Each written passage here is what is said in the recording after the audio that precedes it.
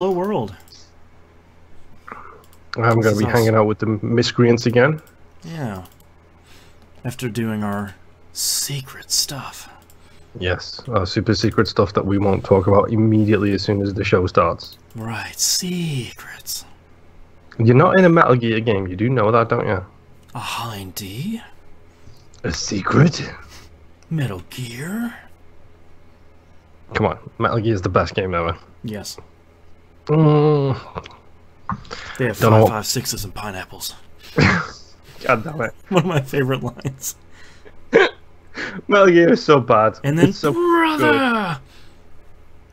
good. He might be my favorite one, Liquid Snake. Just because by the end of the 5th game, you realize he's not actually a bad guy. Yeah, like by the end of Metal Gear Solid 4, you're like, well, maybe no one's really a bad guy. Yes, it's the shades of grey of video games. Oh, man. Good times. Oh, I forgot to put pre-show up. Boop. There we go. Are we live? Yes. Because Mixer isn't saying so. Mixer, what are you doing, man? I told you I was going to hang out with the miscreants. Where's my... There we go. Now we're live on Mixer. Like the 1 week I don't check. Yep. It just took its time. Yeah, we should be live on everything now. Should be. I need to see it. In case you couldn't tell, Moonpier just updated his Skype to the brand new version, which brings full screen emojis. See, now my... Really, tablet, you're going to cause me issues. Even more / less reason to watch this show live. Yes. We'll go with less, shall we? Watch me descend into madness. Okay, so my apps don't work on my tablet, so I guess I'm going to have to try and figure out how to actually hang out with the miscreants. Oh yeah, I wanted to add the game we were just talking about for the secret project to the secret projects spreadsheet. We have too many spreadsheets, dude. Like, yes. I think I've mentioned it before, but I literally have a shit-I-like spreadsheet which covers anything from coffee creamers to vape flavors. Speaking of which, may I not recommend Fire and Ice? It's peppermint mixed with cinnamon, and now it goes in the garbage because it's gross. Yeah, no thanks. It's delicious and terrible at the same time. Is that game we just talked about backwards compatible, do you know? It's officially released on the Xbox One. I have a copy of it, which I got with Games with Gold.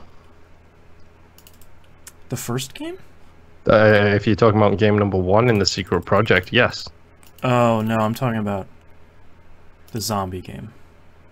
Believe it is, and I believe it also has a re-release on... Oh, okay. On current-gen platforms. You know it's bad when the apps don't work, but using the web browser works. That's real bad. Because I can't use the official Twitch app on my tablet, but if I stream it through Chrome, it works fine. Okay, you're right. That game is not backwards compatible, but there is a remake. Oh, also a negative thing about the app I was using. When I typed in chat and hit enter, it doesn't deliver the line to the chat. Great. The only thing it's supposed to do. Yes.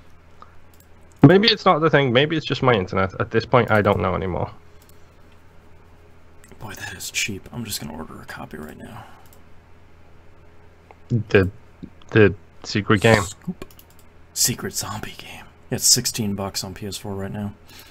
That's not too bad. No, I think that's fair. Ordered. Okay, close that, close that, close that.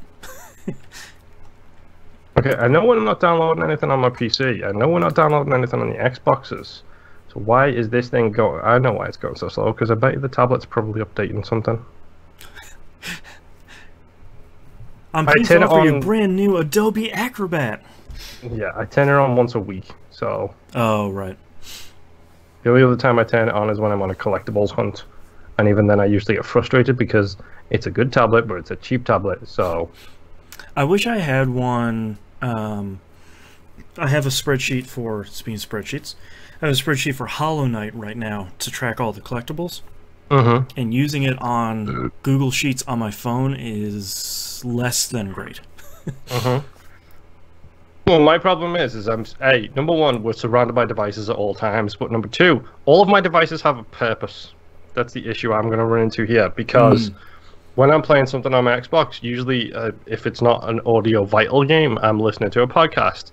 Right. I have Marvel Puzzle Quest or Marvel Strike Force open at the same time, and I'm busy playing them during loading screens, which are long these days. Right. So then I end up just getting into this circle of, I need another device to do my collectibles while I'm achievement hunting, because I'm already doing 5 things at once. What if I just had another TV? To be honest, I just need to bite the bullet and buy like a better tablet and just use this as like a streaming service. But this thing was cheap and it does its job, so at this point I'm fine with that. Yeah. Like, that's all I need it to do. Oh man. But also I'm too lazy sometimes when I'm doing that to come upstairs, pick up the tablet, and then take it downstairs. Yeah. Why do I have an alarm process running on a tablet? Cortana, I told you to never ever load. Thank you. I'm just ending tasks on my tablet now. Welcome to the exciting life of video games. Welcome to the exciting world of Windows Task Manager. Yes.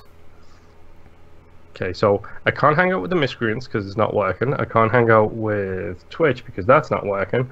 We'll figure out a way to get in the chat somehow. Even if I have to like just load up Twitch and then only talk to the Twitch people and just void out the window.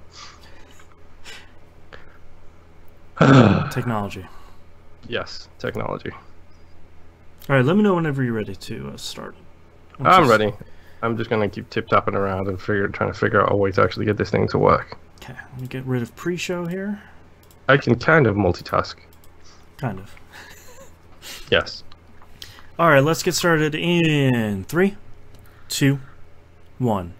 Welcome back to another episode of That Video Game Podcast. I'm your host, Boston, and joining me as always is Moonpeer. Hello. 2 quick pieces of news here at the beginning. Number one is I'm excited to announce our very first non-meetup TVGP t-shirt. It is available as we're live streaming right now for patrons. You get a 1-day head start. And for non-patrons, it'll be on all our social media and all that stuff. You guys have been asking for it for a while, so we decided to make a Bloom North 2020 I guess campaign shirt is probably the best way of putting it. So yep. The shirt is just $20. I tried to keep prices down, but it's just going to ship straight to you, and it is. I have a shirt right now. I'm not wearing it because it was printed wrong, but yours will be printed correctly, and it feels real nice. It's a real nice shirt. So I have one on the way. Yeah. So go check that out. It'll be on. It's on Teespring.com if you're listening on Monday or later, and Patreon right now for anybody that's a patron that wants to check it out a little bit early. Second announcement is a couple months ago, I guess, we've sort of wrapped up T-Bomb R, The Binding of Moonpeer, Boston Rebirth. Yep. That show had run its course. I mean, we pretty much did everything we wanted to. We thought it would last for about 2 months, and it lasted for 65 episodes. Yep. So now that show had run its course, we really wanted to do something similar, but try and cover as many roguelikes as we could. So starting this week, we're going to launch a new, we call them special series, a new show called We Roguelike It, which is still a title that makes me giggle. It's so dumb. Basically, we're going to do short looks at roguelikes. We have a giant list of them. We're just going to randomly have them picked from the list, and we're going to talk about them for a set number of weeks, and we'll talk about them every week. It'll come out Wednesday, like Tia Balmar is. Coming out this week is episode 0, where you can go into more in depth on why we chose this show, what a roguelike means for the show, what we're going to play, what our first game is going to be. So that's going to go out to all feeds on Wednesday, and there's some early access stuff for patrons that we'll talk about in that show too. So check it out. It's called We Roguelike It. Episode 0 will be out this week. That's all our business as far as I can tell. So let's get into what you've been playing this past week, Moonpier. Okay, so normally I drop a bomb on the show with like, I don't know, 15, 20 games. Okay. That's my normal count, I believe. Yeah. Usually minimum of 4. Let's talk this week about 2. Okay. And let's face it, it's the 2 that matter this week. The 2 hot new releases, right? And not, that might sound sarcastic, but these are actual genuine hot new releases. Yep. So I'm going to start with the one I believe you haven't played. I haven't. You're right. Okay, so let's talk about Assassin's Creed Odyssey, first and foremost. I really want to play it. I can't afford it money-wise or time-wise. Yes. The second one is definitely the major concern right now. Okay. Because, okay, so I'm going to start with my base instinctual feelings on the game. Okay. Which is Assassin's Creed Odyssey feels very much like an Origins 1.5. Okay. Which, for those who don't remember or are fresh listeners, I adored Assassin's Creed Origins. Yeah, me too. I 100%ed that thing with no hesitation, no nothing. Like, I adored Origins. This feels very much like 1.5 version of that. That's really exciting. Because the game is amazing, and I love it, and a conversation we will have in a short while has way too much stuff in it.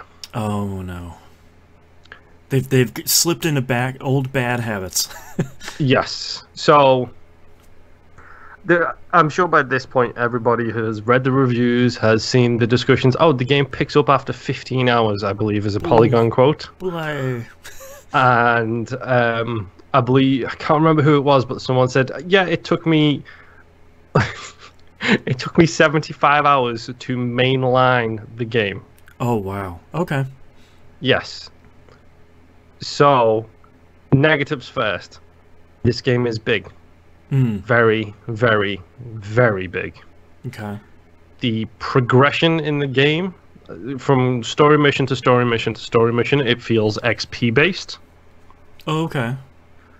The problem is you don't get enough XP from the story missions to just go from story mission to story mission to story mission. So do you run into story missions that are saying, like, you need to be level 10 to start this thing? Yes, and you will be level 7. Okay, so is it pushing you towards side quests? Yes, okay. Which I don't mind. I like side quests in that game, especially so far. They have been genuinely fun. They were very much for anyone that Origins. Origins. They were real good. Yeah, the side quests in Origins were incredible. So I have no problem so far in this game with the side quests. Right. I'm doing my best to believe in my heart of hearts that the hashtag 2018's greatest game developer, Ubisoft, did not put this kind of slow leveling in there because they are selling a microtransaction which gives you 50% bonus XP. Ouch. Okay. Yes. That's $10, by the way. Triple ouch on that one. That should be 2. I mean, I don't want to be pessimistic about Ubisoft, but when you see both of those things side by side, where it's like, hey man, you got to be level 15 to start this main story mission, and you're level 11, and it's just in the corner. It's like, I can give you an XP boost. In its defense, it doesn't put any of that stuff on the forefront. Okay. I don't even know how to access the paid for money shop yet. Okay.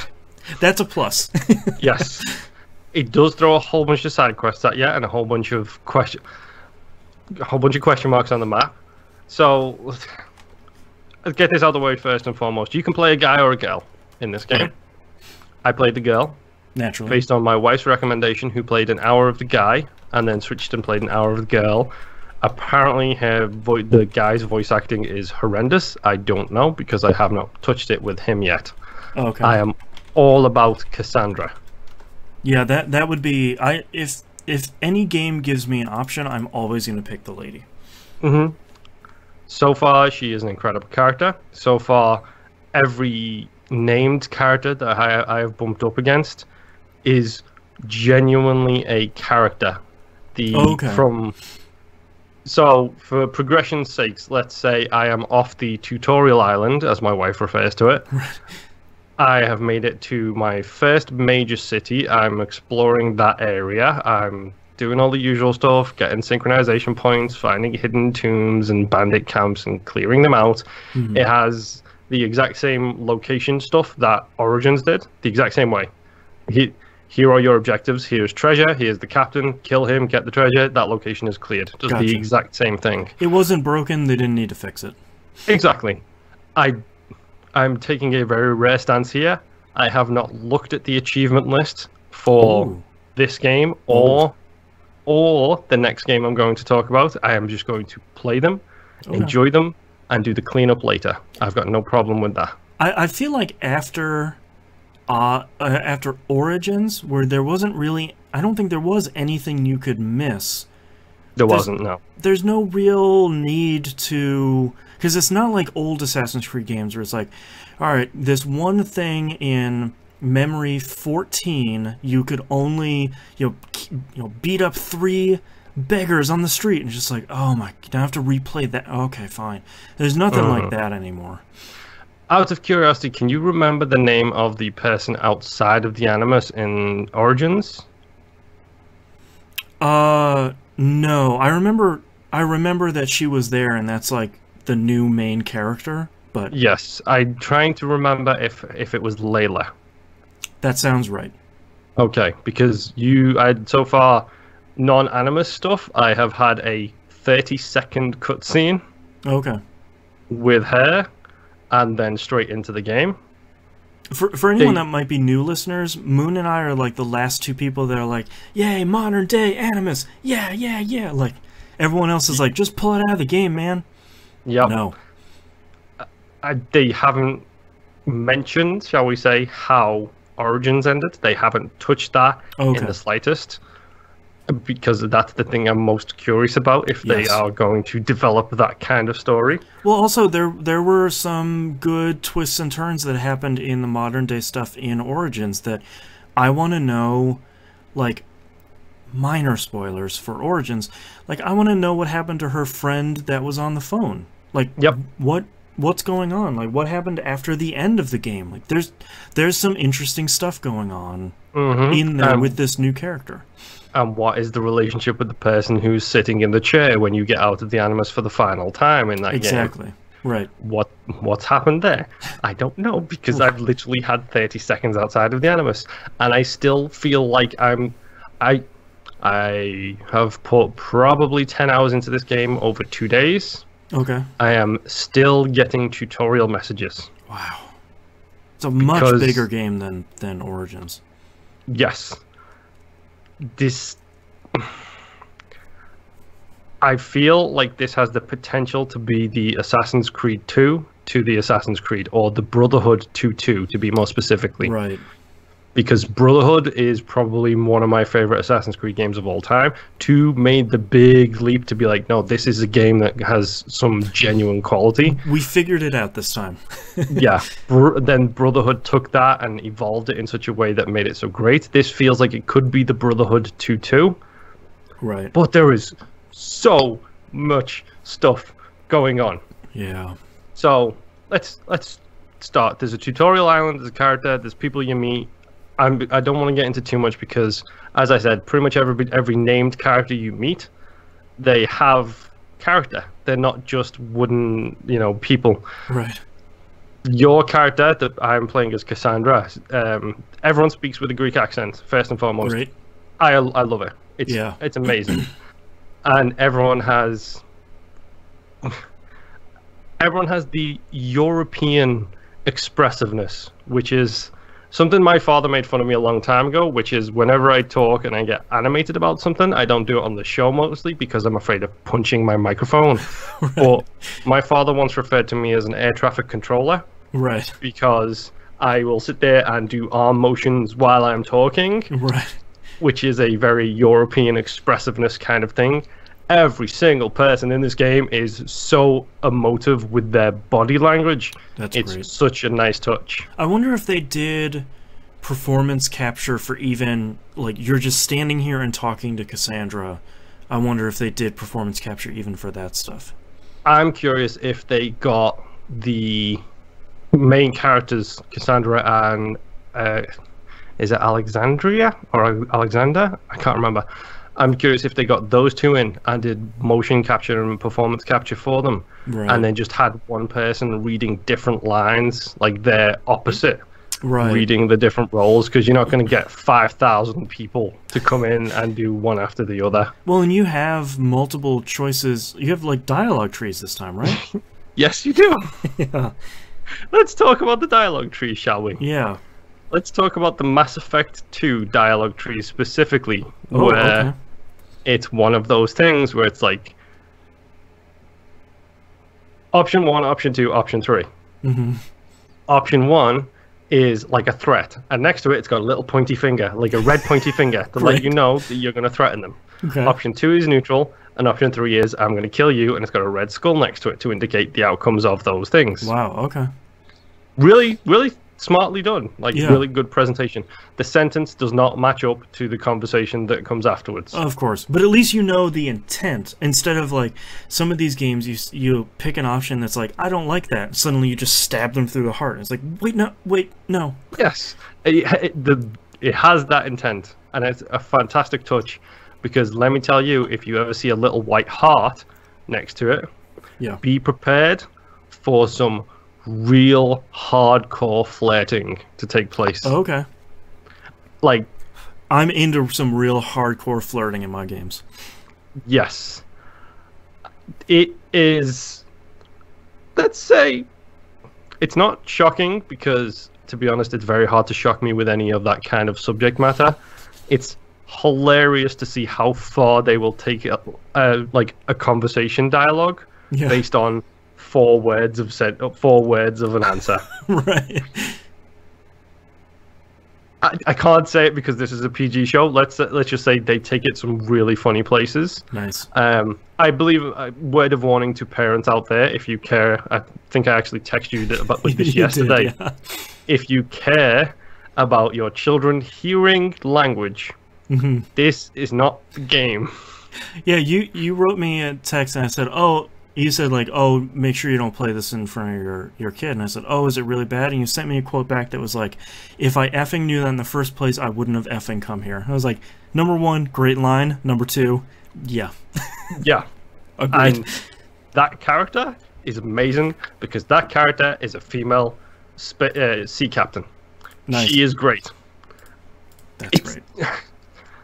It's the thing about Origins I loved. The thing about Origins I loved was, I'm a character, this is a world, they're building my town, they're building my city, then they build the world on top of that. Right. This game is doing all of those steps so well. It's hilarious though, because in Origins you were a Magi, you were essentially a Egyptian cop. Mm-hmm. In this, you are a mercenary, and everybody hates mercenaries. That's awesome. So essentially, you are a Greek criminal. Right. It's so good. The presentation, people look down their nose at you because you're a mercenary. Other people are like, oh, you're a mercenary. You're the only one who can do this job. Side quests everywhere. Nice. And then there's dailies. And then there's weeklies. And there's 5 different types of currency. 56 different kinds of crafting material. The equipment screen from Origins is back. Nice. So it's that same setup. The skill tree is a similar setup. Like, so much about this is what Origins did well, and I adore it. I love the fact that it's in Greece. I do not have the I don't have the passion for Greece that my wife has. Mm-hmm. I have the passion for Egypt in the same way that she has this passion for Greece. Ah, okay. Still, I'm adoring this game. I'm loving the references to gods. I've seen basically zero of the first race, whatever those people are called. Oh, I've seen nothing to do with that, no hidden things, anything like that. So far. Right. I don't want to spoil it for you, but I have to mention at least one thing. If you played Origins, they have a ship section in Origins. Yes. That is great, and it lasts about 2 missions, and that is all the ship you get. Yeah. The ships are back. Okay. Like, upgrade your ships kind of back. Oh, no. With crafting materials Oh, back. no. I'm dead. And missions that you can do that you collect on the land and go and do them on the sea. Oh, no. And underwater sunken wrecks. Oh, no.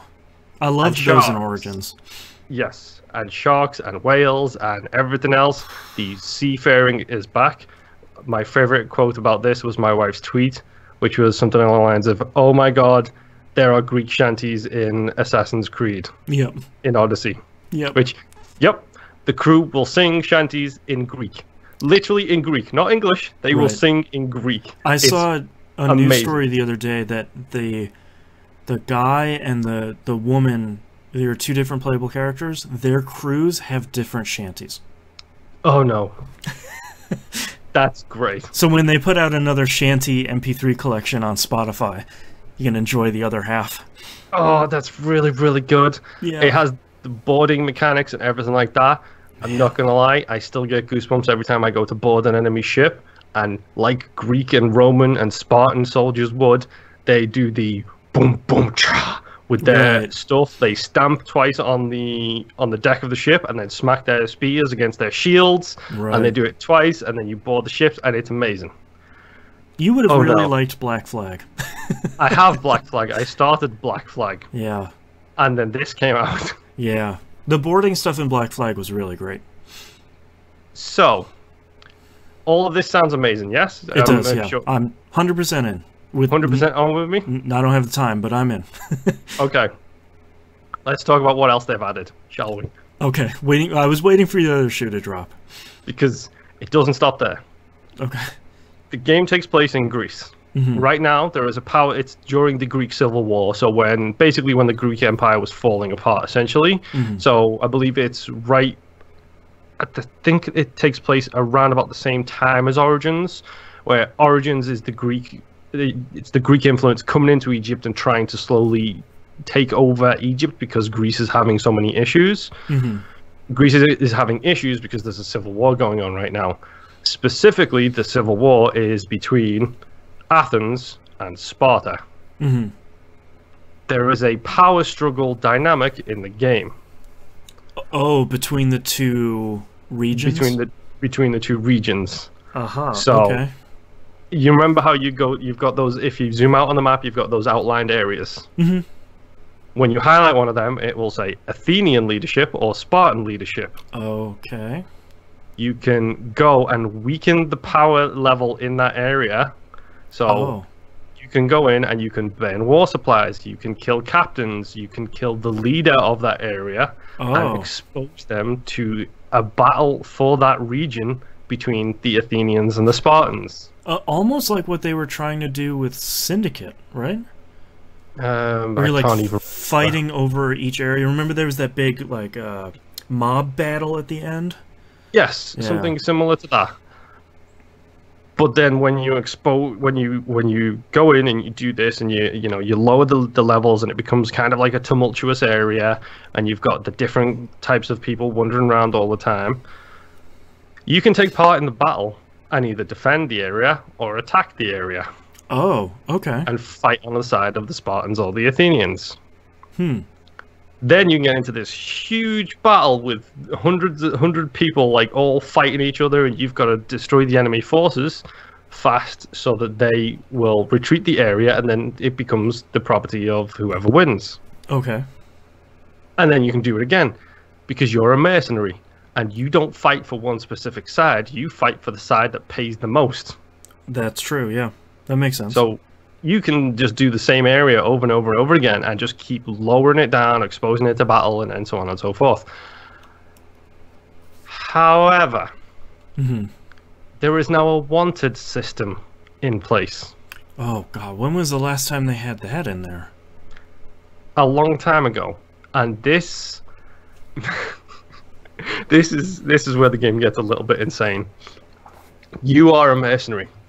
You are the lowest rung on the ladder because you are a mercenary on an island, the tutorial island. You are well regarded on that island as somebody who gets stuff done. Then you go to Greece, to mainland Greece. Right. Nobody knows who you are. Nobody Little cares fish, big about pond. This. Exactly. Do you remember Shadow of Mordor? Yes. Do you remember like the system they had in place? The Nemesis system? Yeah. Yeah. It's kind of like that. Okay. The only good part of Shadow Mortar, I remember. Yeah. It's not exactly like that, I should say. It's not the exact There's same some thing. like level of leadership that you're looking at. Yeah. So basically, they have a tier scale of mercenaries, and you are tier 10 at the very, very back of the line. Oh, okay. If you create chaos and anarchy and kill civilians and kill soldiers in broad daylight and steal from containers when people can see you. Oh, wow. I'm not kidding. There is a steal option now. It's not just loot. It's if you take this, you are stealing. Then you will have a bounty put on your head, and they will send mercenaries after you. Oh, wow. Who are further up or lower down in the ladder than you to try and come and claim your bounty. Okay. So there are mini-bosses that are constantly appearing, reappearing, and refreshing all of the time. When you kill someone and take them out, they taken off the ladder and a new mercenary comes in. Oh, jeez. Okay. And you can work your way up this ladder. Your wanted system dictates how many mercenaries are coming after you. So 1 Spartan helmet is 1 mercenary. 2 Spartan helmets is 2 mercenaries. I am terrified to get more than that so far. Right. I don't want to start a fight because I am not appropriately over-leveled to handle 5 mercenaries at once. Right. Because very much like Origins, the assassinate ability takes out regular gubbins like nobody. So if it's this is Roger, he's a soldier. Right. He's going to be dead in an assassination. It's Bob from accounting. Yes. Yeah. He's going to be dead in 1 assassination. However, this is Sir Lycanthrope V of the Wolven dynasty. He's the captain of this town. He ain't going to die from an assassination attempt. Right. It'll do like 10% of his health. Exactly. So, yeah. I don't want to take on 5 mercenaries at once, thank you. No. And do you remember that bit I told you about 5 minutes ago where there's like the big battles and there's like hundreds of people? Oh, no. Mercenaries can fight for both sides. Oh, no.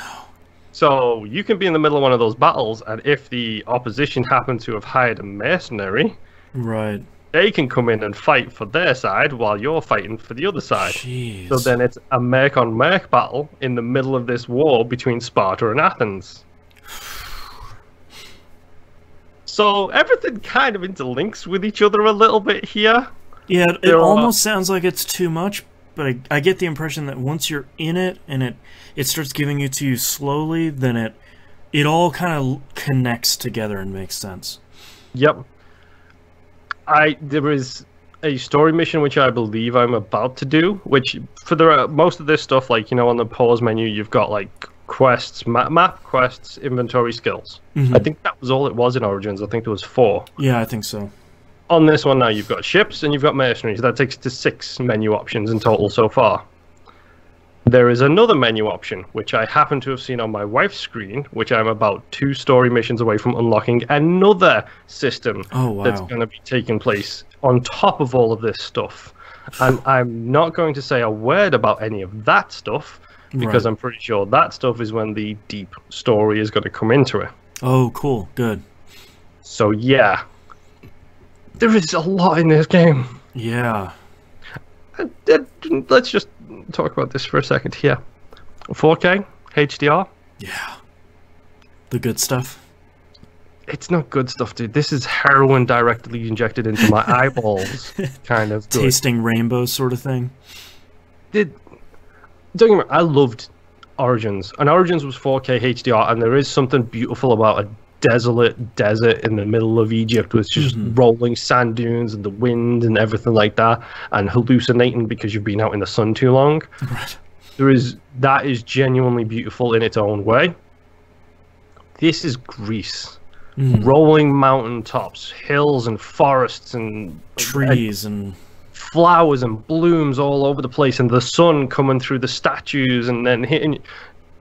So good. Makes me upset that I don't have a 4K TV. It's so good. Yeah. I really, really like Odyssey. It is the only thing that has been able to tear me away from my other game, which we'll get to in just a couple of seconds. Right. But if you liked Origins, and I mean genuinely liked Origins, because I fell in love with Origins so much. I have a habit of skipping the good ones and then playing the bad ones. Right. I didn't play 4, I played 3. Right. I didn't play Syndicate, I played Unity. You're like on the other. All of us are like every other game. You're just one. I'm game on the wrong off. cycle. Yeah, I'm on the wrong exactly. gear. It's a really good game. A genuinely fantastic game so far. And if you were a fan of Origins, I don't see any reason why this wouldn't be for you.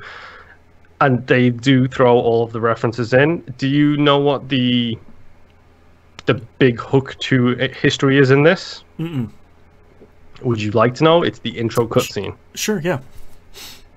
From what I understand, you are a descendant of Leonidas. Oh, interesting. As in that Leonidas. Wow. So the game starts with that fight. Aha. So yeah, it literally the first achievement you get is "This is Sparta." Great. And got it out of the way early. You Exactly. can make the reference you had to make. Yep. Yep. And one of the skills you can unlock is the Spartan kick. Great. Which does exactly what you hope it would do. Kicking idiots off of mountains. Exactly. Let me tell you, there's nothing quite as fun as boarding a ship and there's this captain who's 2 levels higher than you, and you literally Spartan kick him off his own boat, and then you capture the boat because you've just Spartan kicked him into the water. It's hilarious. That's pretty good. I like that. Yes. Speaking of water, I'm not moving on yet. I'm still talking about this game. I don't care anymore. Yeah. The water is beautiful. It looks even better than it did in Origins. The underwater is so good still. The underwater is so fantastic. And it does something that Origins did okay. It does blood in the water really, really well. When a boat sinks and the boat goes underwater, there's all the bodies of the dead people on the boat, and it just pools blood around them as you sail off with your rowers. Wow. It's Odyssey real good. Really, really, really good. And since I started playing it, I have played nothing else. Yeah. That's what I'm worried about. That's why I haven't picked it up. It's you're like me. You liked Origins. Yeah, I liked Origins a lot. Origins is way. It was that game that was like, thank you. You took a break. Thank you. This is the game we deserved. Right. For putting up with your BS for all of these years, this is the Assassin's Creed game that we deserve. Yeah. This is a good sequel to it. I don't want another Assassin's Creed game next year. Yeah, take 2 or 3 years. Take another break. Yeah, yeah. Take another break. We'll probably still be playing this one.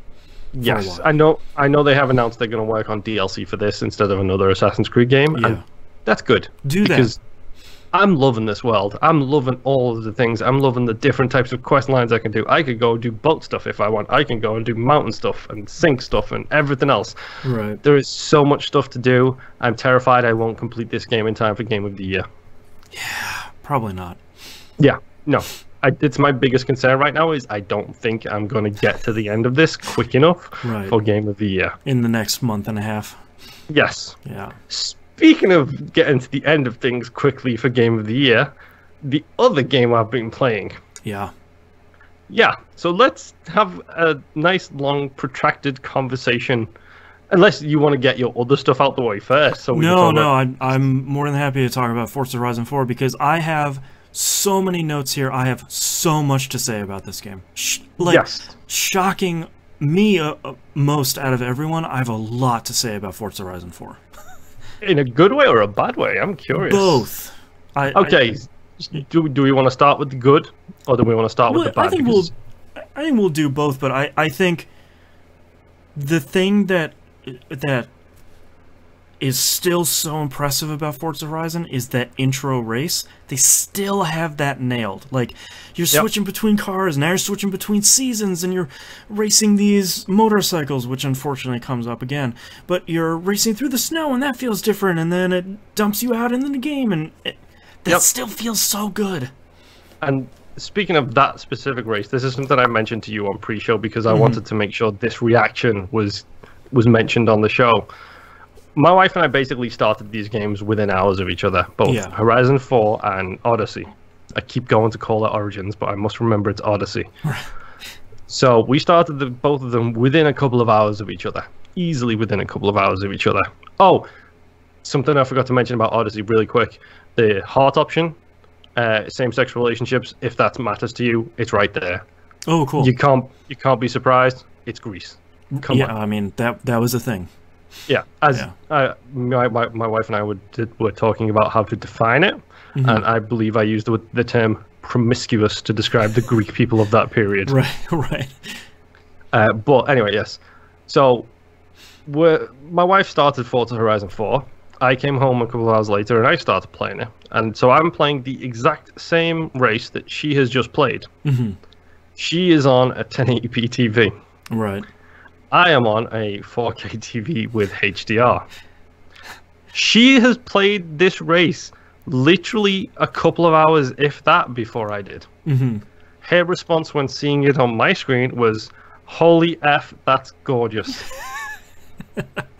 So, for anybody who doubts the possibilities of 4K and HDR, neither my wife nor I really care about how things look, generally speaking. Right. And both of these games have garnered that reaction from the pair of us of, my word, these are beautiful, beautiful things. Yeah, I'm playing Forza Horizon 4 on both my PC and my Xbox One at 1080p, and even that looks good. I cannot imagine how good it would look with both HDR and 4K.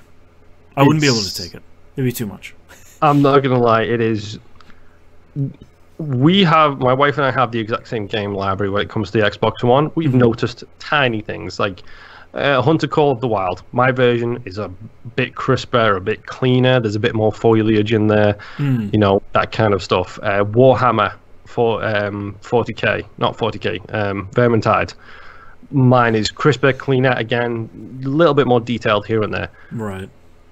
Specifically in Horizon's case, and also in Odyssey, it's the HDR that makes the world of difference. Yeah, making all the stuff, the colors pop.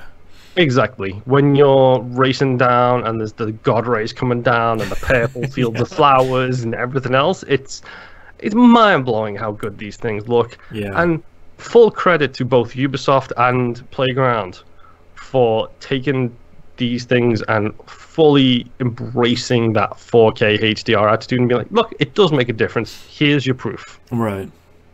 Because it really does. Yeah. I will have to say one of my biggest disappointments from Forza Horizon 4 is that it runs really poorly on my Xbox One. Oh, really? I'm getting hitches all over the place, including...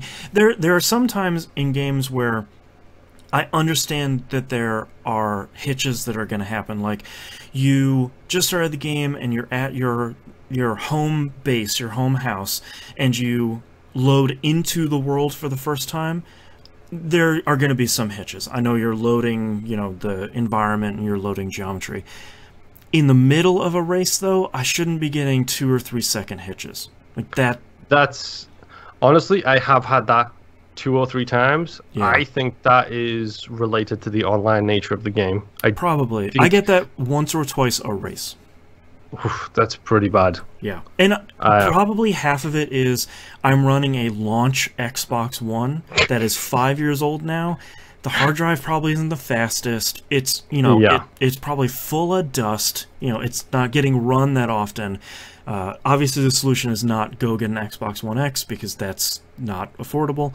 But the solution is Game Pass and cross-buy works on Windows 10 with I'm running a 1060 with 6 gigs of VRAM.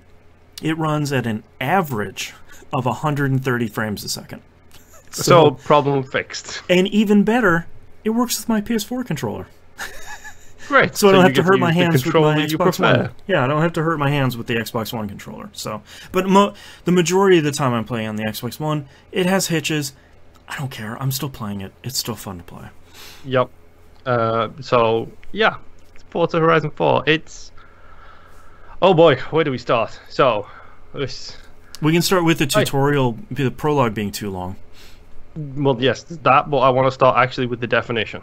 Okay. Because they're like, it takes place in glorious Britain, Great Britain, right. the home of racing. With quotes. Yeah. No, this takes place in Scotland, fools. Right. Which, yeah, I get it. Technically, Scotland is a part of Great Britain. Say that to a Scottish person and see how they react to you. Yeah, when I first fired it up, it almost seemed like how they did Australia, where it's like, it's quote-unquote Australia, like we mushed together pieces and parts of the continent and put it together. This one seems like they wanted to go that way and then didn't. Unless there's more stuff, unless there's like another landmass I haven't seen yet, but I doubt it. I doubt it too, but I mean, to be honest, even if you get a tiny smidgen of England in there, this thing is 100% Scotland. Yeah. And I get it, marketing-wise, you can't turn around and say, our greatest Forza Horizon yet, it's set in Scotland. Right, because, people go, the where now? Yeah, you say Great Britain and everyone's like, oh, that's the right, that's where Doctor Who lives. That's where England is. Right. I get you the now. Corgis, gotcha, okay. Yeah, this is Scotland. Aberdeen is a city in Scotland. Right. Edinburgh is a city in Scotland. Yeah, they said like, oh, you can go buy a new house in Edinburgh. And I was like, wait, in England? That's not in England. Nope. Wait a minute. Even I know know Great that. Britain.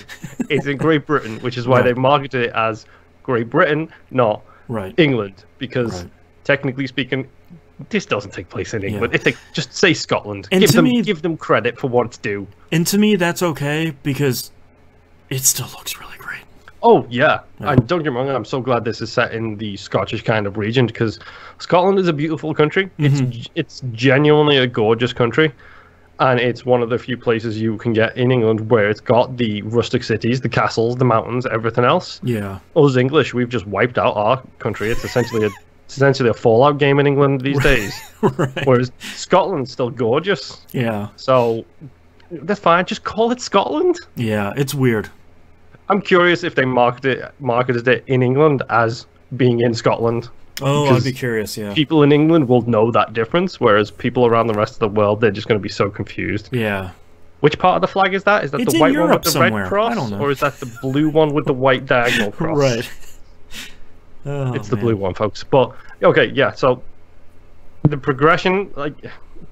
there's 5 showcases in the game. You do the 5 showcases in about an hour and a half. You do them all as part of the prologue. Yes, which I think is a mistake because the showcases are some of the best moments in those games. Yeah. And minus the dirt bike one, which I was very disappointed with. I lost that one. For seemingly no reason. I finished it. It was like, all right, second place. It's just like, how? I can tell you how. It's because as he was in the air, the guy did a little whip and got his tail across the line before you did. What a jerk. That simple. I don't have a tail. True. So yeah, the showcases are incredible. Shout out to the Flying Scotsman, one of the most famous trains in England. Yep. Nobody over here has probably heard of it before. Nope. It's literally it was a cool race. It's the most famous train in England. Like the Flying Scotsman is one of the oldest still functioning like steam engine trains. Right. And the thing is gorgeous and it's a fantastic race, especially over that bridge and everything else. But yeah. The showcases are amazing. The prologue / tutorial. I wish when they make Forza Horizon 5, I really want them to do something different, or at least something with the showcases. I think they're still good. I think front-loading them in the overly long prologue is a mistake. Yep. There's no... I like how they did it in the previous games where you're upgrading your race band, and you know, the next... When you get up to an orange race band, then that's when your next showcase is. Like, you're working towards it. I feel like there wasn't... You weren't working towards it in this one. It was just sort of like, hey man, you did a couple of races. You're going to race against a train. It's like, yeah, that's cool. And then seemingly 20 minutes later, you're going to race against a jet. It's like, yeah, but I just raced a train. So I still like the spectacle of them, but I want them to do... They're way too close. I just need them to do something, because I feel like if they do the same thing in Forza Horizon 5, it's like, alright, I'm going to race a helicopter, okay. Like, we've seen that spectacle. Either remove them completely, or maybe just have one of them at the very end. Yeah, I'm not going to lie, I did like the Halo event. I know you were rolling your eyes. I wrote in my notes that it's a waste of development resources, so it's not really for me. I 100% think, no. To me... I noticed that there was Halo stuff. There's warthogs, and there's the shields, and some flying stuff, and there pelican is what that's called. Pelicans. There are people with names saying, "There's a Banshee," and I'm like, "That's a Halo thing." But to me, you've got no connection with it at all. And also, you're not racing against anything. You're not racing against a Banshee. So, like, I don't. No, you're doing the last level from every Halo game, which is always a vehicle-based escape from the critical explosion zone. And it's the end of every Halo game. Yeah, but I think coming off of all of the other showcases, and it just being hit the finish line, and there's the Halo ring in the distance, but everything else is the same, I mean, that's kind of a bummer. It would have been nice if there was a little bit more, or if you're racing against... something. I think that would have been a little bit better. But fan service for that isn't going to land on me. Oh no, it landed 100% with me. I mean, I'm pretty sure the pilot that you're talking to the whole way through, I'm pretty sure that's Boomhauer, who was the pilot from the very first Pelican in the very first Halo game. Okay. So, references galore, and they did get Cortana in, and they keep talking about where they are and how they don't know what all this stuff is, which is great. The Warthog drives great. Like, it looks fantastic. It looked like a bunch of Halo stuff. So, I mean, I think it's faithful, but it's obviously not for me. Yeah. So, yeah, the prologue where they do here is a couple of events in each season, blah, blah, blah. And then you finally get into you race against the jet before you're officially a member of the Horizon Festival. Yeah, and to me... I like the idea of a prologue. I like the idea of you going through each of the seasons and feeling like, wow, spring does feel way different from winter. And winter, you're racing across this lake that wasn't frozen for the rest of the seasons. That's cool. But 4 to 5 hours for the prologue is way too long before you get into the festival and, like, get your armband. Because we were still trying to figure out the absolute cluster F of clubs in Forza Horizon 4. And there was a question of, like, well, we haven't finished the pro... Is it not open yet? Oh, do I have to hit level 20? It was rough.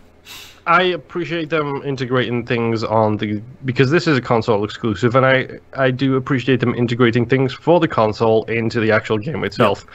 I should not have to, if I want to be part of a race team or a club, I should not have to have club and team specific clubs in the Xbox like network of clubs. Yeah. Not the Horizon one, but the actual Xbox one. I shouldn't have to have specific clubs for each team and for each club that I want to be a part of. It should just be a case of I am already a member of the TVGP club. Right. I want to turn that into a Horizon team and a Horizon club. Exactly. Add both of those tags onto that for me. Yeah, for anyone that hasn't played, the big part of confusion for us is we had to create on the dashboard an Xbox club that will then get also hooked up into a Forza Horizon team, and the two of them are intricately linked, which... I get why they're doing that, because I'm sure there's something on the Xbox or maybe even the SDK level where you can't have multiple games hooked into one dashboard club.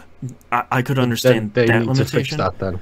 Yeah, you guys need to fix that, because that would be great if I could just, if you're a member of the TVGP club, you could opt into, you know, oh, maybe I don't want to play with the TVGP crew. Number one, how dare you? But maybe then you want to say, oh, well, I want to join the No Quarters Forza Horizon club. That makes sense that you would then have to go join up with that specific Forza. It's all super confusing. I get that they did it so that you could have 2,000 people in your Forza club. Yep. As opposed to, I think it was 200 last time. But you have to streamline it, and you have to offer it immediately. Because for so many of us, that tab was grayed out, and we're like, we'll just keep playing, I guess, and it'll show up, and it'll pop up and say, yeah, now you can make a club. But, yep. Yeah. And they... On top of that, the fact that you have to have a club for the team and a club for the club as well. Yes, it's fix it next time. It's too much. Yeah. Also, I should be able to be a member of 4 different ones and then choose who I'm racing for on that moment. I shouldn't have to quit a club to join a different club or quit a team to join a different team. It should be a case of, these are the teams I'm opted in for. You've already got 3 little dots underneath that thing. Just add another 3 and be like, make this my primary club, make this my primary club. Like, it should just be an opt-in and opt-out kind of thing. Yeah, it's one of those things where it's like, it wasn't broken last time. I understand you wanted to raise the club member cap. You gotta find a better way to do it next time. Like, there's just... I get it, but I don't like it. Yeah. Speaking of which, actually, when it was this Saturday, yeah, you recorded Pup yesterday, so this Saturday was the first Saturday, so next Saturday I'm free. So I want to do some racing with the community. So next Saturday, I'm probably going to sit down, my wife and I. We are in the 13th. Yep, we are in the TVGP Racing Club and the TVGP Racing Team. Right. So we'd like to sit down and do some racing as a team, like do some of the team events, that kind of stuff. So if you're interested, hit me up, hit me on Friends, on Xbox, whatever. Next Saturday, probably most of the day I will try and spend playing this, because I need to get as much time of it out as I can, because Red Dead comes out soon too. Yeah, I'll try and hop in on that too, because I've been playing. I think I've probably, over the last week, I've probably played about 10 hours, and I haven't had a chance to play really any of the multiplayer stuff, because it's been, I'm going to do a race or two, I'm going to pause it for a little bit, and I'm going to come back to like another race or two. Yeah, which, that's fine, because, let's face it, it's not like there's a lack of things to do in this game, which, let's talk about progression. Yes. We have discussed on this show plenty of times, for almost 10 years now, how every single person who's ever been on here loves filling bars. Yes. We love a good bar to fill. I'm going to give you so many bars, Moon. Yep. Forza Horizon says, here's 50 bars. Hold on a minute. Let me just write that down really quick. I'm going to give you so many bars, Moon. Yeah, so Forza Horizon says, how about 50 different bars? That's an exaggeration. It's probably more like 20. No, actually, because I mentioned to you pre-show, I was a little bit late coming up to do the pre-show talk, because I forgot to write something down, which I wanted to write down because I wanted to mention it on the show specifically. Okay. We are now up to the section where I read out what I wrote down. Because what I did was I booted up Forza Horizon, and I wrote down every single XP bar that you can fill. Oh boy. That I have unlocked for the record. Okay, so let me just do my best Jim Carrey and Ace Ventura here. Okay. It took 2 pieces of paper for the record. Okay. Road racing, dirt racing, cross-country, street scene, drag strip, drift run, painter, photographer, tuner, blueprinter, speed trap, speed zone, day design, car collector, explorer, rivals, racing team adventure, anything goes team adventure, games team adventure, skills, playground games, mixer, stunt driver, world's fastest drift club, LA racer. Yeah, All of those are separate XP bars that you can fill. The thing that frustrates me so much, and this is gonna require a little bit of setup for anybody that hasn't played it yet, is when you played previous Forza Horizon games, especially 3, I liked how they did it in 3. You finished a race, or you finished like a tournament of 2 to 4 races, typically. After that would finish, usually they would give you another set of things. So you'd finish one, you get maybe 2 or 3. You'd get a street race, and a one-on-one race, and maybe like a point race. On paper, I like how they did it in Forza Horizon 4, where you go and you do an off-road race, you finish that, you usually level that up, and you unlock more off-road races. You finish one off-road, you usually get 3 more. But that gets really frustrating for me because I feel like I'm not encouraged to play as much of everything as I can, because right now I have one head-to-head nighttime illegal race that's in like the middle of Edinburgh, but I'm not as encouraged to race that one because I just unlocked 3 of these, but that's just going to get me deeper down the off-road dirt race progress bar, and I feel like all of a sudden I have 15 green icons on my map. And like 1 orange, 1 blue. Right. 1 light blue. And like, so I've done enough of the green races to get the pinnacle race, which they call the cross-country ones. The Titan. Yes. And it was cross-country. It took me like 20 minutes to race. It was through, most of the country. And that was good. But then it kind of seemed to stop after that. And I still feel like I'm waiting for the other shoe to drop, like Forza Horizon 3, where you do enough of the events and then suddenly it's like, tournaments are here! 3 to 4 races in each tournament! I haven't seen any of that stuff yet. And I'm waiting for them to say, alright, now you hit level 50, now we've got tournaments coming.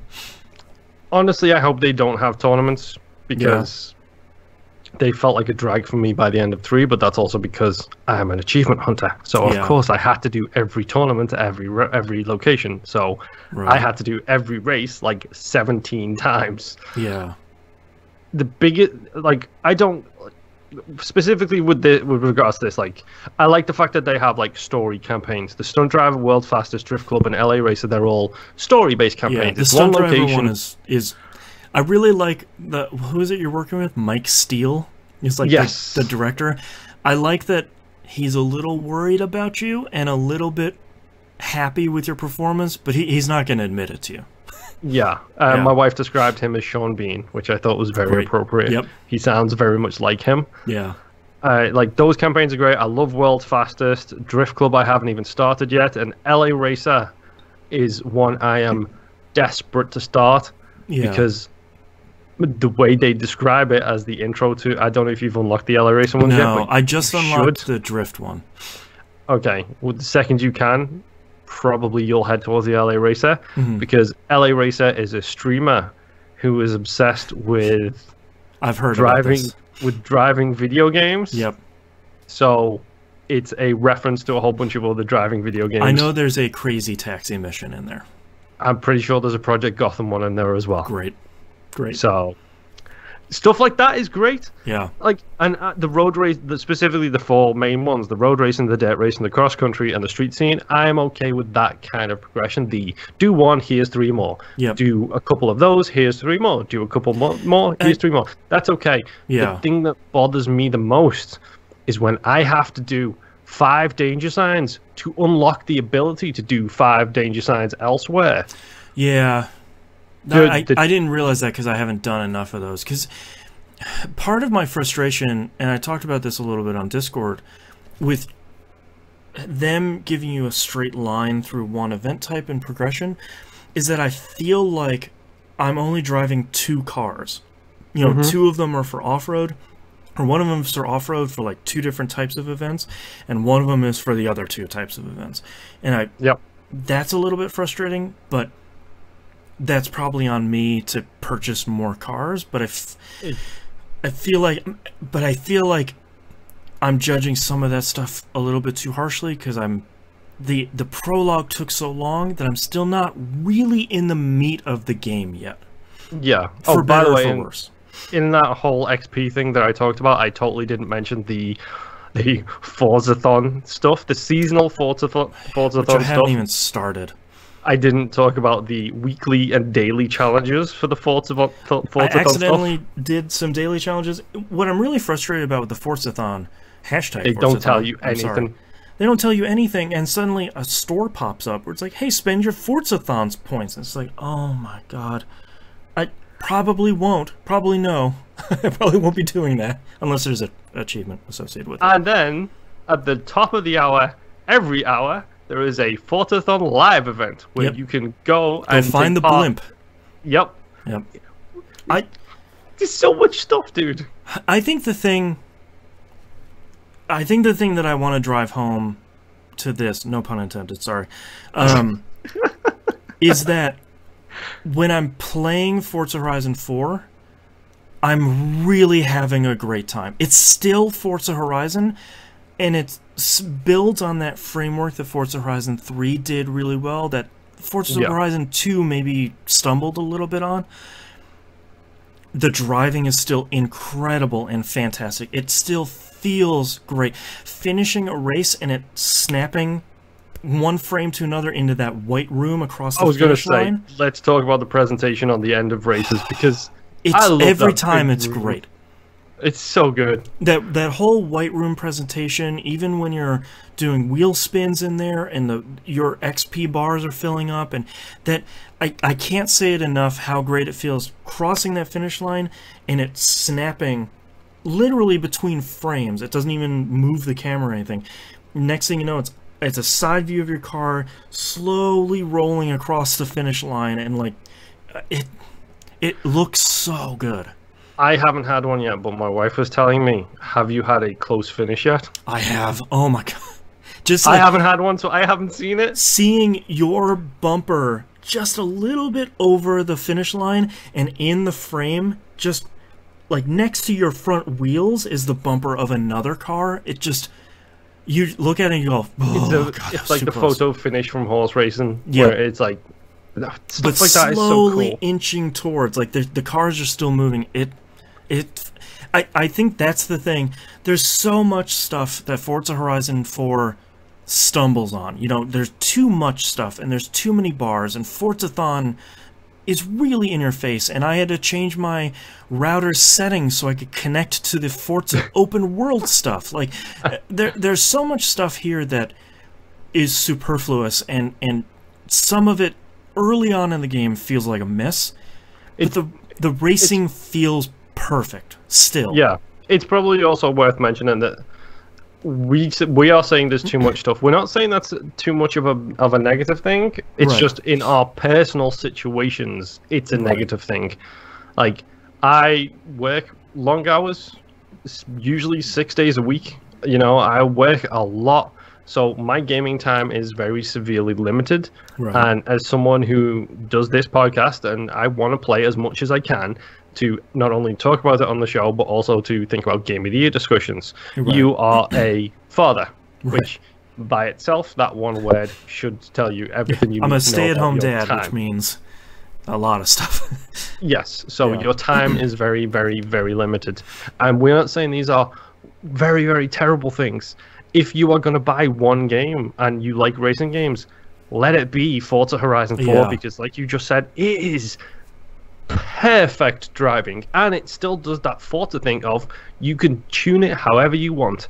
I decided to this time while playing, I didn't mess with the settings at all. I decided, because you mentioned it with Forza Horizon 3, I decided to let the game tell me what difficulty I should be playing at. So 5 races, you're winning too easily. Do you want to bump up the difficulty? Another 5 races. Bump it up to above average. And then another 5 races. You know, do you want to bump her up again? It's like, yeah, sure, why not? And then another 5 races, you're still winning too easily. Do you want to bump her up again? Yes, I do. You're losing a lot. Do you want to bump the difficulty down a little bit? It's like, yes, I do. My one problem with that, and I was talking to Musum about this the other day while we were playing Destiny, I really wish... I want this game to be easy because this is my enjoyment time. I don't want to be super challenged with racing. I'm not super great at racing games anyways, so I want it at that. They just call it average. It's like your default, and every couple of races it says, hey man, you're winning really easily. Do you want to bump it up to above average and get 15% more credits? Number one, no, because I bought the VIP pass, so I get 50% extra credits or 100% extra credits. I don't really care. Your options are yes and no. I really wish there was a no and don't ask again. Yeah. Because average is the perfect difficulty. I am winning every race. That feels awesome. I am sometimes having really close races on some muddier courses. That feels great too. But I don't want to be neck and neck with the second place person every race. Yeah. So, yeah, but that's fine. I can just say no. Yeah, you want to have your good time, fun driving experience, which, you know, that's great. And this game is good. This game is great. This might be possibly one of my favorite racing games of all time. And I was a PGR3 fanatic. Like, PGR3 was my jam. Burnout Paradise is an amazing game. It is. I love the fact that essentially Forza Horizon on the Hour Every Hour live event is essentially just the Burnout Paradise multiplayer mode, which is great. I think with Forza, I feel like we're just in early days for an open world racer. Like, there's still the map filtering, so if you just don't want to see speed traps anymore, you don't want to see this stuff, you can filter out that stuff.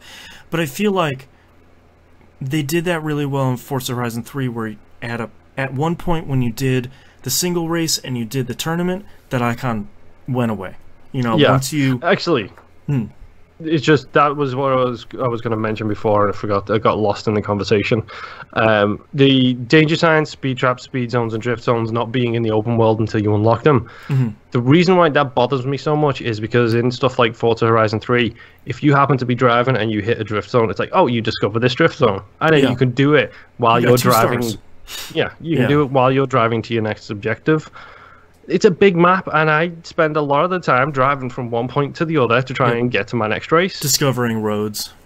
But any speed cameras, speed zones, anything like that I hit along the way are not counted until I have progressed enough in those categories to actually unlock them. The thing that's a real bummer is I didn't even realize that until you said it here on the show. The only reason I know about it is because there is a fast travel bonus board that is on top of a church with no way to get to it at all.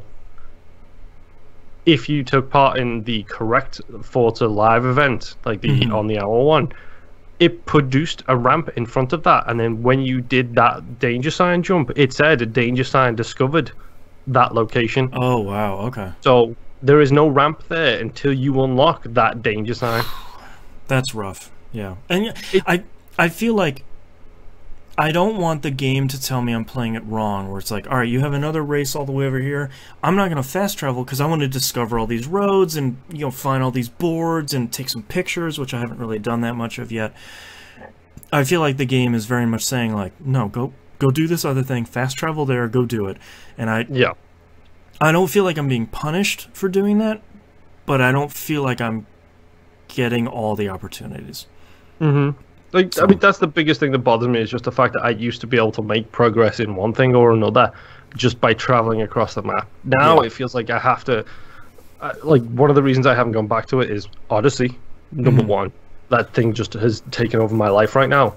But also, I know when I load it back up, I'm probably going to spend a good day or two just hitting every danger sign I can, every drift section I can, every speed camera I can, just to try and get those things leveled up to the max, so I have them all available on my map. Should I be traveling from point to point, I can do something along the way. It's something. The reason that that type of thing was introduced was the crew introduced it to be a case of, you are driving from here to here. Here is something to keep you busy along the way. Yeah, here's a bunch of fun stuff to do. Yeah, and it felt like they nailed it in 3, minus the drift zones. I hate drift zones. But it feels like I'm punished for not doing them first and foremost in this game because I'm not discovering them. But man, this game is really good. Oh yeah, this game is amazing. And I think that's why we're focusing so much on these negatives. Is the game is really good, and I bought the VIP pass for the first time in a Forza Horizon game. Number one, because I got it with Game Pass, so I thought $16, $17 because you get a discount for Game Pass on top of the game basically being free. That's an amount of money I can see how VIP treats me if I have it at the very beginning. So far, pretty well. And the core of the game is still great. If you liked any of the other 3 Forza Horizon games, pick up 4. It's really great. Yeah, it's but there genuinely are these warts, fantastic. Yeah, there are these warts on top of it that are sort of like, it's just, after 3 being such a smooth experience, there almost feels like there's a little bit too much friction on 4, but then you start a race and you're like, yeah, Forza Horizon's still good. This is still a really great game. The game is still amazing, and the game is still fantastic, and Yep. at least personally, my final thing on this game will be avatars. Yes, I have. Before we talk about this, have you seen my avatar? No, have you seen mine? No, I don't think so. So, they introduced avatars, and now part of the wheel spins and the new super wheel spins, there are cosmetic items. Yep. As a VIP member, you get your fancy suit. I do. It's so dumb. Well, and plus, for anyone that hasn't seen it, this sounds dumber than it is, because every time you finish a race or you do a wheel spin or something like that. Before you finish what you're about to say, yeah, it doesn't sound dumber than it is. It's as dumb as you make it, which I will prove to you as soon as you're finished saying it. You do see the top 3 people's avatars and their outfit and their animation and everything when you finish a race. So you do. And before the race. And before the race, that's true. Yeah. So you do see that stuff. In Forza Horizon 3, you didn't see your racer at all. This one, they have a presence. Yes. When you do beauty spots as well, your character will be standing on the beauty spot.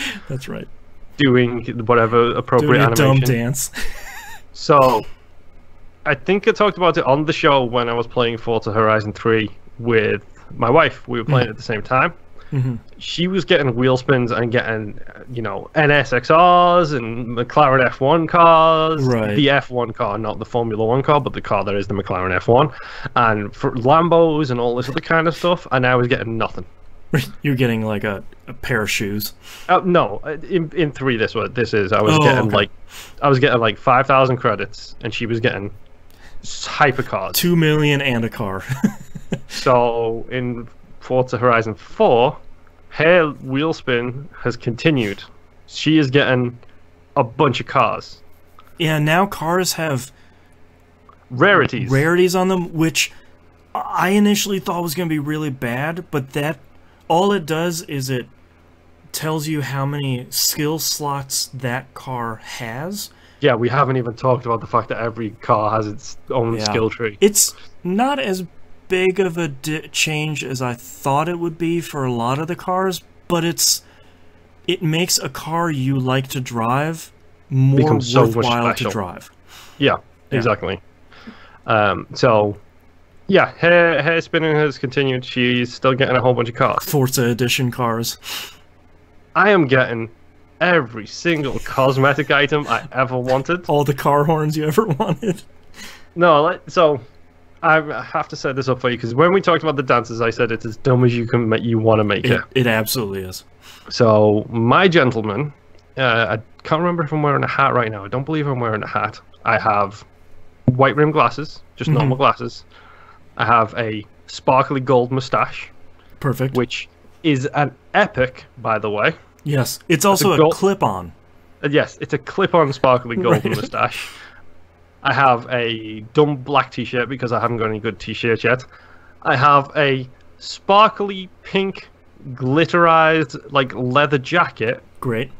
Blue booty shorts and slip-on shoes with the Galaxy imprinted on them. Perfect. And I have the jazz hands dance. Great.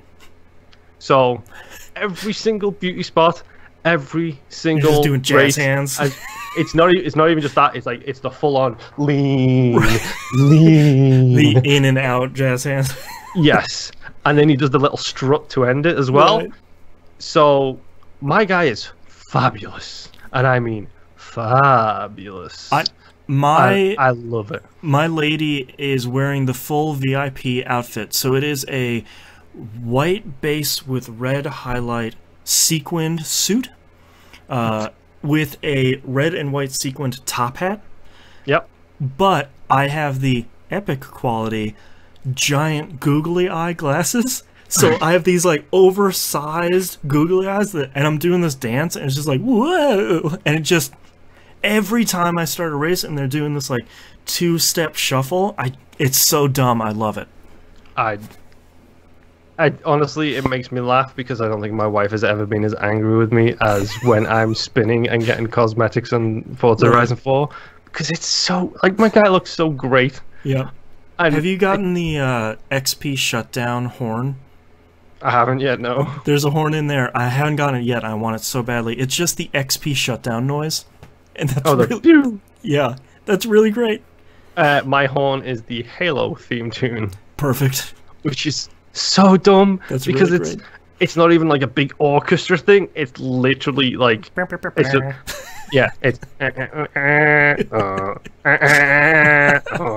it's so bad. That's really so great. Good. Forza Horizon, they really messed up with the cosmetic stuff in Forza Motorsport 7. Yes, they did. And they did it right in Forza Horizon 4 because it belongs in Forza Horizon 4 because it's exactly as dumb as that game is. Mm-hmm. It did not belong in Motorsport 7.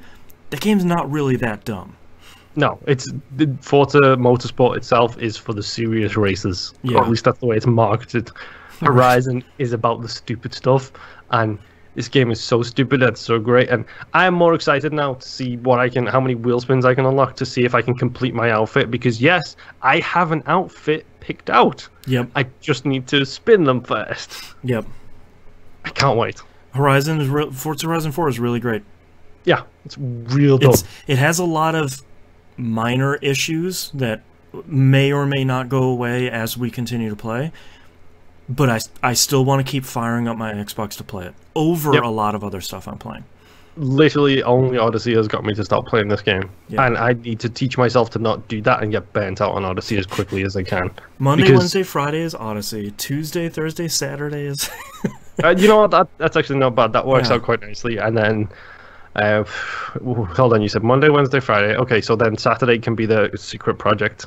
Sure, yeah. I mean, Sunday can be the secret project. There we go. There you go. So that's those are the only right. Those are my an hour and a half in 2 games. I only have two other. Destiny. Yeah, I only have 2 other games I played this week. Both of which actually just a little bit.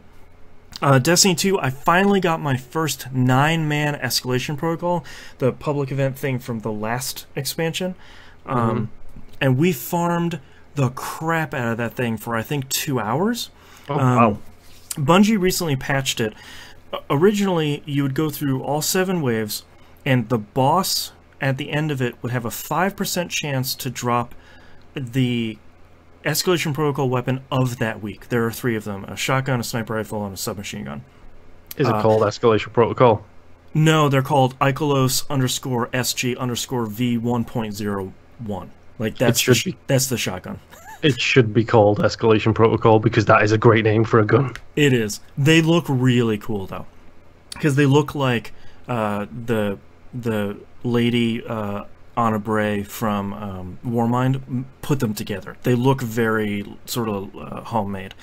Last week was the shotgun, which is the one everybody wants because it's stupid overpowered, and I'll get to why it is in a second. So originally it was a 5% chance, and every time you killed it, it was just a 5% chance.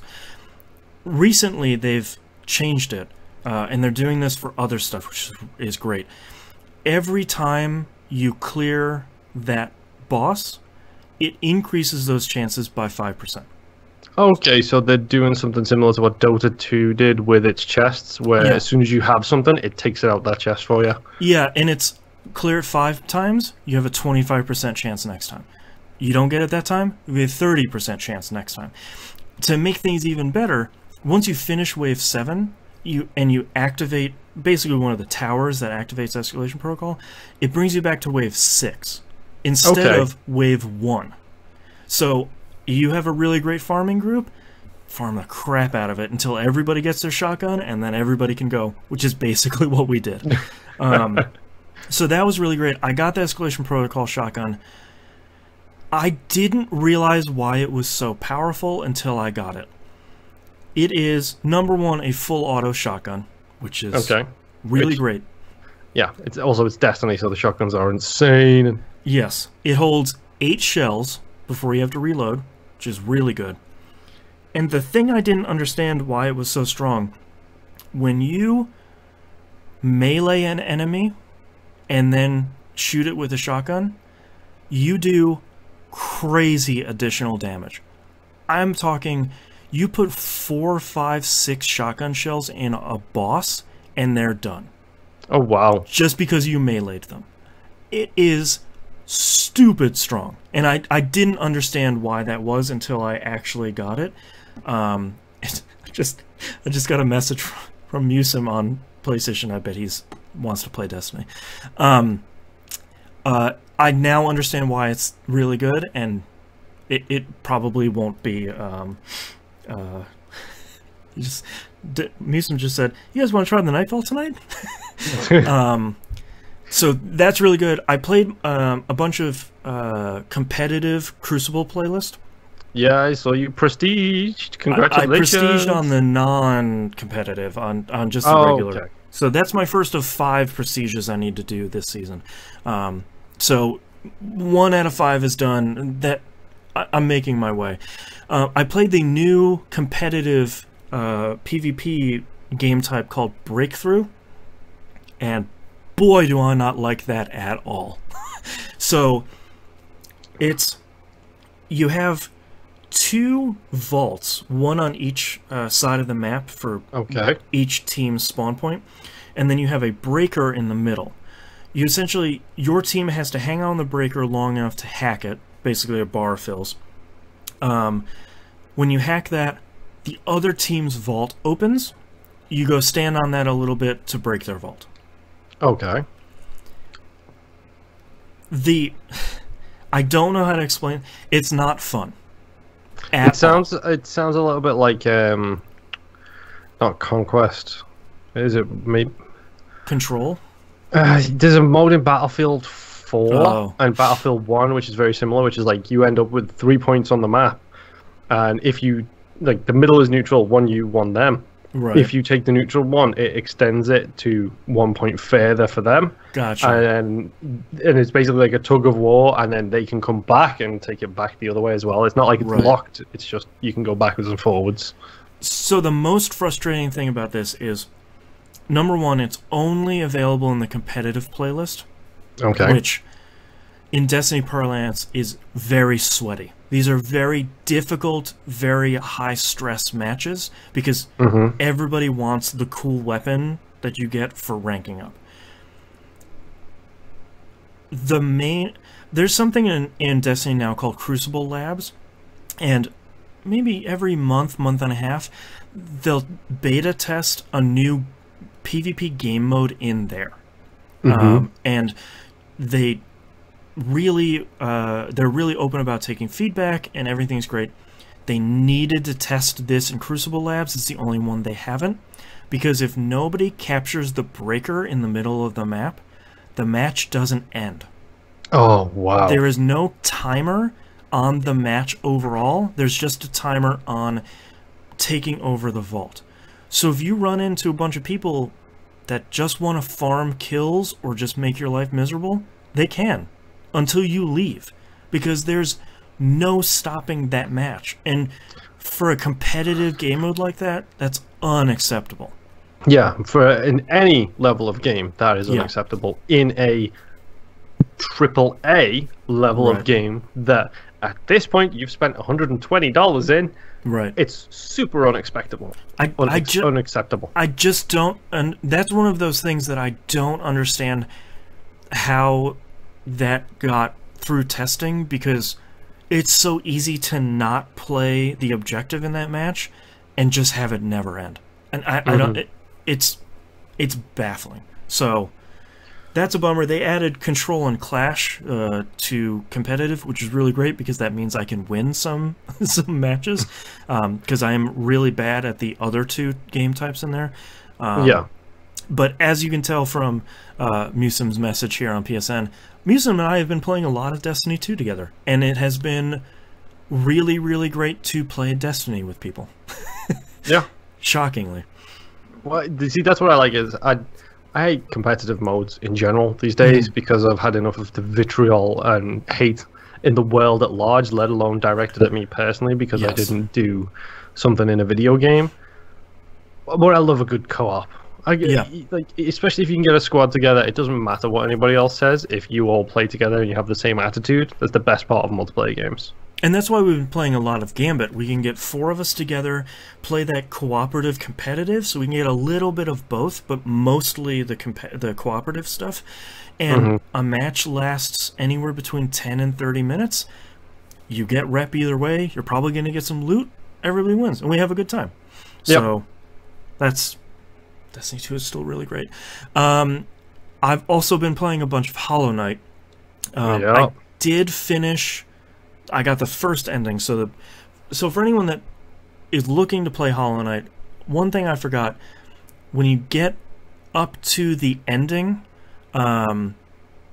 basically you do 3 things in the environment. It opens this door, and then that's where the final boss is. Just go finish it, because if you're going to go for 100%, you'll probably miss out on either a trophy or something. Just go finish it and get that first ending. It dumps you right back in the game after you're done. I finished it in probably around 8 or 9 hours at 57% this time. So I'm now at 78, something like that. I've grabbed all the grubs this time, which a couple of them were rough. And I am fighting a boss I've never seen before. I'm actually really happy because I stumbled upon a boss, which is really bad from a bench standpoint. I didn't know a boss would be back there. I thought it was a relic, or a charm, I mean. And I stumbled on him. I got beaten very badly, and the bench I spawned on is very far back. But because I've been making friends with this NPC in the environment all the way up until this, sort of accidentally, that NPC was fighting the boss along with me and doing damage to the boss, which is the first time I've seen that in the game, and that's really cool. So I have been playing a lot of Hollow Knight because, number one, you could pause it, which is really great. And number two, I really, really, really like Hollow Knight. It is... Yes, I think we may have established the fact that this is the second playthrough you have done in less than, what, 3 months? Something like that, yeah. And I think the more I play it and the more I dig into it and the more it unfolds, the higher and higher it is in my top 10 Metroidvanias of all time. Easily. So I'm not going to get too much into it because I'm in some really endgame stuff. I accidentally started the DLC, The Grim Troop, which was the first DLC pack, and that seems pretty interesting, and I know there's 2 or 3 other DLC packs after that, but I'm trying to do as much of the base game as I can before I get into some of that stuff. Not for any real reason, just getting it done before I do some of that stuff. But yeah, Hollow Knight is really great, and just as I'm getting more charms, I'm getting a much better build going on, and I feel way more powerful than I did on my Switch playthrough, which is really great. So Hollow Knight is really great, and I wholeheartedly recommend it, and it's 100% going to show up on my top 10 list, probably pretty high this year. Yeah, I need to get back to that eventually at some point soon-ish. I hope. Fingers crossed. There's just too many great. That's why I haven't picked up Odyssey. There's too many other great games I'm playing already. Oh. But that's all the games I've been playing. So let's take a break. Yes. As a yawn. Let me message Musim back. I would love to do the Nightfall tonight. I'm just gonna run the bathroom. Okay. I'd love to do the Nightfall tonight. What a stupid emoji.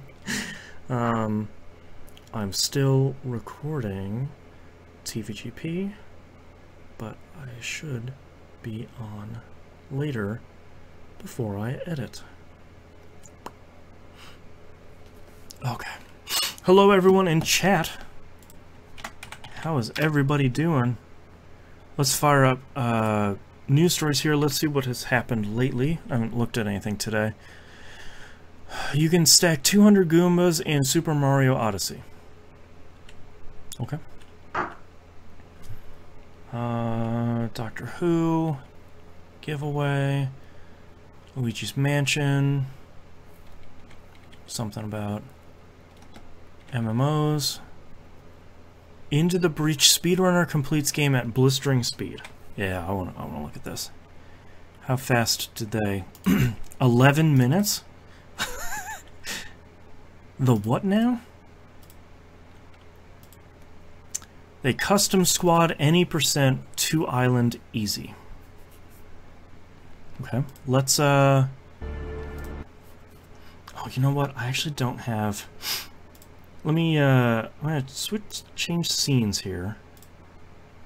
I know it looks black for a second, but we're just gonna do monitor capture. There we go. Got the other monitor. Moon can hang out for a minute. Let's watch this on YouTube so we can get a little bit bigger. There we go. I would just watch a little bit of this. Just a smidge. Come on in. Come on. I want to at least see, you know, like a stage or two, see how Come on. they are incredibly fast.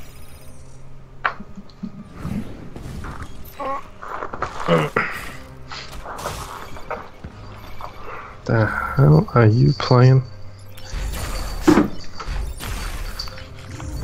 Yeah, I got the stream on. I can see you looking at something. Oh, that's we're watching a 12-minute speed run through Into the Breach. Okay. That is, I might play one island in 12 minutes. Like, yeah. That is crazy fast. You can make it.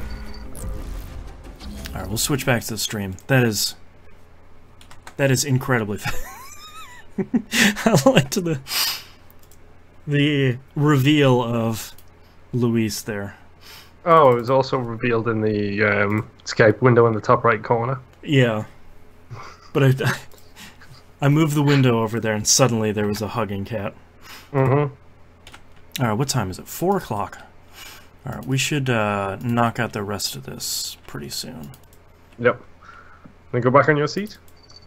Look, it's your seat. Oh, yes. Oh, yeah. That's the good stuff. Oh, sorry, it's break time, I can swear. That's the good shit. Yeah. This emoji of yours is killing me. Which one? The slow clap one. Did you accidentally use one again? No. What? Oh. It just This is. one? Yeah, that one. Yeah, I totally did not press anything. That's weird. New Skype, you're weird. Alright, I'm ready whenever you are. Okay, that's a really good emoji. I just saw it for the first time. The deadpan face is what makes it. Mm-hmm. Oh, man. Young lady, camera's that way. Fine. Yeah. She needs her privacy. She's hungry is what that is. Oh, yeah. That's why literally you probably heard the cat bells. Both of Yep. them were in here. And then the second I came out of the bathroom, Sherlock was like, see ya! Oh, he's going back in to record his nerd stuff. Whatever. Pretty much. By the way, that video you posted of the cats, the sad-faced cat, yeah, that's Sherlock and Louise. Yeah. Sherlock never used to meow. Then he met Louise, and Louise taught him how to meow. If you do this, they'll feed you. Look Yes. real sad. Mm-hmm. Okay, let's get going. Okay, let's get started here in 3, 2, 1. Let's talk releases for the week of October 6th, 2018. Disgaea 1 Complete comes out for the Switch and the PS4. Nope, nope. Yep. I didn't hear what you just said. I'm not going to listen to the show. Yep. I don't know what you're talking about. Don't worry, wink, it only comes out for the Switch and you don't have one of those. Okay, good. Thank you. Yeah. Thank the word. Mark of the Ninja Remastered comes out for PC, Switch, PS4, and Xbox One. Oh, it's such a good game. Yeah, there's some deal on Steam as well. If you own it, you get some sort of discount or you get it for free, depending on what version of it you have. So you might be able to get it for free on Steam if you have it already. Go check it out. I have it on 360. Yeah. WWE 2K19 comes out PC, PS4, and Xbox One. It has been years since I bought a wrestling game. I am really tempted to pick this one up. Yeah. I will wait and see what people who are video game critics say, not the people who play this game on their stream and then praise it no matter what. Right. So, if Dan and Jeff say that it's a good game, I'll buy it. Right. If Dan says it's good and Jeff said it's bad, I will not buy it. That's a good call. Call of Duty Black Ops 4 comes out PC, PS4, and Xbox One. Oh, that boy. might be the early access version. I sort of couldn't tell. Yeah. Look, yeah, Assassin's Creed Odyssey is a good example of that. It comes out on Tuesday. If you bought the extended edition, Right. if you buy the regular edition, it's Friday. Which, Same with Forza Horizon 4, where people are playing it all weekend. I was just like, yeah, Mackie, with all of your roads gained before I even start the game, he's got the achievement for complete all the roads. jeez. That's crazy. I don't blame him, though. Just knock that one out early. Yeah. I should do that. Luigi's Mansion, the very first one, is getting a re-release on 3DS, which seems like a pretty cool platform to put it out on. Hashtag how long to Xbox One. Right, right. Hashtag when Switch win. Speaking of, The World Ends With You Final Remix comes out on the Switch. Another amazing game. That was so good on DS, and I'm interested to see how it translates onto the Switch, because that doesn't have the two screens, and that was a necessity for World Ends With You. But Yeah. they figured it out on iPad, so I'm assuming they'll figure it out on Switch. Yeah. Also, talk about amazing video game music. Yeah. Man, that game is so good. Child of Light comes out on Switch, that Ubisoft poem-based RPG thing. I know this game? I don't know. Yeah, I think we both played it and sort of tapped out pretty early. So I can't even remember anymore now. yeah. Chasm comes out on the Switch. This is the platformer roguelike thing that people seem to have really liked, that came out on PC 2 or 3 months ago. Yeah, this is the Dead Cells for platformers is what I'm hearing. Yeah, T-Bomb Rocks is playing a bunch of it. Friend of the show, T-Bomb Rocks, he seemed to enjoy it. Kairosoft, one of our favorite mobile platform developers, coming out with 3 Switch games. First one is... Game dev story has to be one of them. That's the third one. Okay. Race Manager. Sadly, no. Monster Island. Also no, which that would have been great. Dungeon Village is the first one, which is one I really like, and that's probably my highest recommendation out of all 3 of these is Dungeon Village. That one's really good. Hot Spring Story came out, which is one of their more popular one, but I really wish they would have come out with Grand Prix Story, because I think that one's better, and then Game Dev Story, which if you haven't played, go play Game Dev Story. Hot Spring Story is out rather than Race Driver Story because it has hot springs in it, and anime people will Google hot springs. It's true.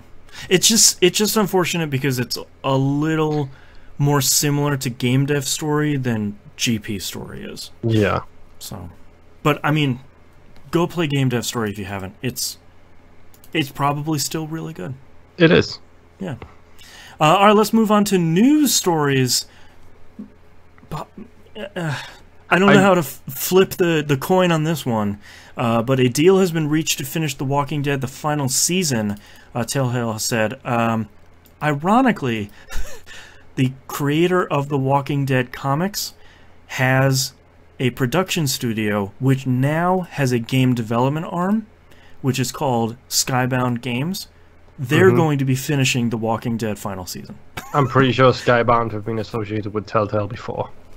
I Yeah, think they their name may is have familiar. I think they may have worked together on previous Walking Dead episodic games, but as far as I'm concerned, I do not care. I couldn't give a single rat's behind about any of this stuff because none of those developers are getting severance. None of those developers are getting paid. Sort that out before you sort out actually finishing the game, please. Well, and the thing is, I know a lot of people are saying, well, hopefully they'll hire the old Telltale people and they can finish the game. They won't. Why would they, when they would probably just get laid off again? Why wouldn't they just go try and find more gainful employment at somewhere else that might not lay them off twice? You know, like, I on one hand, it's, you know, 1% exciting that this game is going to get finished. Yeah. So, but it's not worth the 99% of stop doing this. Those people got really screwed. Yeah. We paid for the full 5 episodes. We're going to get the full 5 episodes. That's good. Sure. But the end of the day is I don't care anymore. Yeah. Because I don't even... I will at this point, I would rather go back in time if I knew about this in advance, take $50 and flush it down the toilet and see what happened to those people again. Yeah, it's not worth the human cost of this. Hands down. Are we talking about Life or Telltale? Both. Next news story. Google has finally formally announced Project Stream, which is their version of AAA game streaming, but they're not doing it in Chrome OS, or they're not doing it on Chromecast. They're actually doing it in the Chrome browser, which is interesting. They have all this stuff. It's going to run on basically anywhere that Chrome runs on the desktop. You can go sign up for it now at projectstream.google.com. But one of the games they've actually announced is Assassin's Creed Odyssey. So that's good. Interesting. I feel like out of any company that could solve internet latency for stuff in a browser, Google is probably one of those companies. Yeah. The only problem with this is Google will be able to... I think... Out of everybody, they will be able to solve the latency issue, just like they solved the digitizing books issue a long time ago. If you haven't read about Google digitizing books, go read on that, because that's a whole interesting... It's really interesting. Like, go... Like, they could do it. They could fix the latency issues for cities. They could fix the latency issues for California and New York. Are they going to be able to fix the issue for Bumbletown, Pennsylvania, where there is 2 megabyte internet down speeds at most, because this country does not have the internet infrastructure it needs for these things to be in place properly? Yep. It just does not as a whole. Yeah, because their list of requirements, or, you know, quote-unquote recommendations, are a keyboard and mouse or a USB not Bluetooth controller like the Xbox or the PS4 one, 17 or older, and a 25 meg internet connection. So it's sort of like, yeah, there it is. So basically everywhere that is cities. Metropolitan, yeah. And I mean, unless they can get Google Fiber from coast to coast, there's really nothing they can do about that. They can work on the solvable problem now and hopefully get into more municipalities that will let them get Google Fiber in there. But it's interesting to see a non-console, non-platform holder come out with some sort of game streaming platform. GameFly tried to do theirs, and it was way too early. Yeah, they did. And I think Sony just doesn't have the infrastructure behind it. Like, yeah, PlayStation Network is not the place you think of when you think of fast speeds. Yeah, and Sony is not the company you think of when you think of infrastructure, period. Yeah, like, exactly. Sony is the company you think of when you think of hardware. They are the company for that. I will give them full credit for that. TVs, laptops, computers, PCs, they do hardware. They don't do infrastructure. Yeah. So we'll see how that's going to work out. I might give that a shot, just to see how it works. You know, I have a PS4 controller and then a 360 controller plugged into this PC, so you know, I'm all set. Sounds interesting. Next news story: the author of The Witcher, whose name I'm really not gonna try to pronounce because I don't want to offend anybody, is now suddenly demanding royalties for the Witcher video game series. So, famously, when CD Projekt Red approached him to license a story from the Witcher short story series, the author, number one, didn't want to do it because he thought video games are dumb, which, fair. Yeah. Video games are pretty dumb. And he said that he didn't want a cut of the royalties because he didn't think it was going to work. So he took something like, it was like $95,000 US for a one-time deal and said, that'll be fine, just make your dumb game or whatever. Do you reckon he finally learned how to Google and Googled Witcher, and so what exactly came up first was not his books, no, but a series of video games. So he's pretty pissed now. Yeah, he is asking for 6% of the profits obtained for the lifetime of the franchise. For the earnings on Witcher 3 alone, he would be asking for a little over $16 million US. Okay. And I feel like he's not being unreasonable. 6% is probably fair, and that might actually be a little bit low, but no, that's fine. If he wants the 6%, sign that deal up front at the get-go. Right. Well, what he's doing now is he's actually citing Polish law, saying that, well, I only signed the one short story to make the one game, and then you guys made a bunch of other stuff, and that's illegal, so now you need to give me a bunch of money. It's like, sure, but you're kind of being he's been a bit of a jerk about it ever since the first game came out. Where he's like, oh yeah, you guys are making a cute video game. Okay, sure. Oh, it got popular? Well, I'm never going to play it because it's not as good in my books. Now I can make some money? Alright, now. I'm sorry, how many figures is that number? 6? No, wait, no, not 7. It's 8 figures. You're telling me I can make 8 figures on this thing that I spent my life insulting? Right. Well, I guess I'm going to do my research and get my law Bibles out now. And the thing is, because of the games, I have been reading the Witcher books, and they're really good. They're really, really good. Yeah.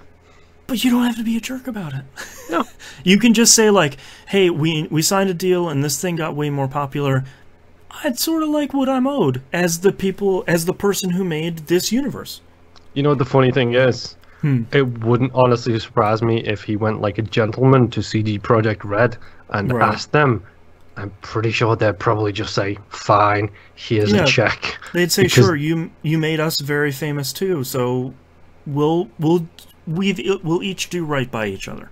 Yeah, because this is also CG Projekt Red, who are associated with GOG, who have nothing but respect for people, generally speaking. Yeah, CD Projekt Red is usually a bunch of cool peeps. So, another lawsuit for us to follow. This one will be real juicy.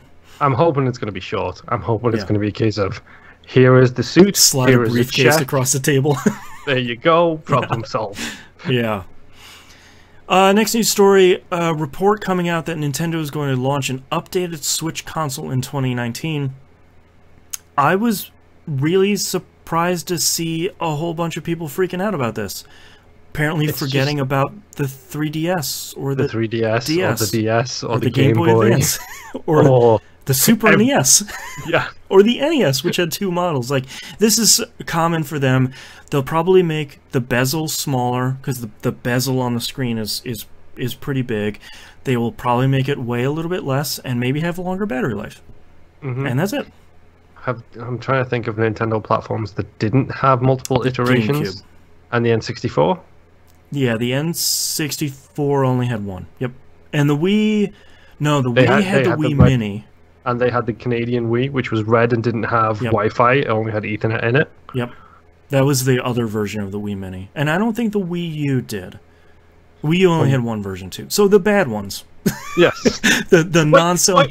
Hold on. I love the N64. I love the N64, too, yeah. It's just, when you look at that hardware, they went, yeah, maybe we'll try again next time. Because part of what Nintendo is coming and saying is sales on the Switch have slowed down because they've sold 20 million units in 18 months. So, you know, they're now sort of seeing that those numbers, you know, bleed off a little bit, so they just need to inject another model in the marketplace.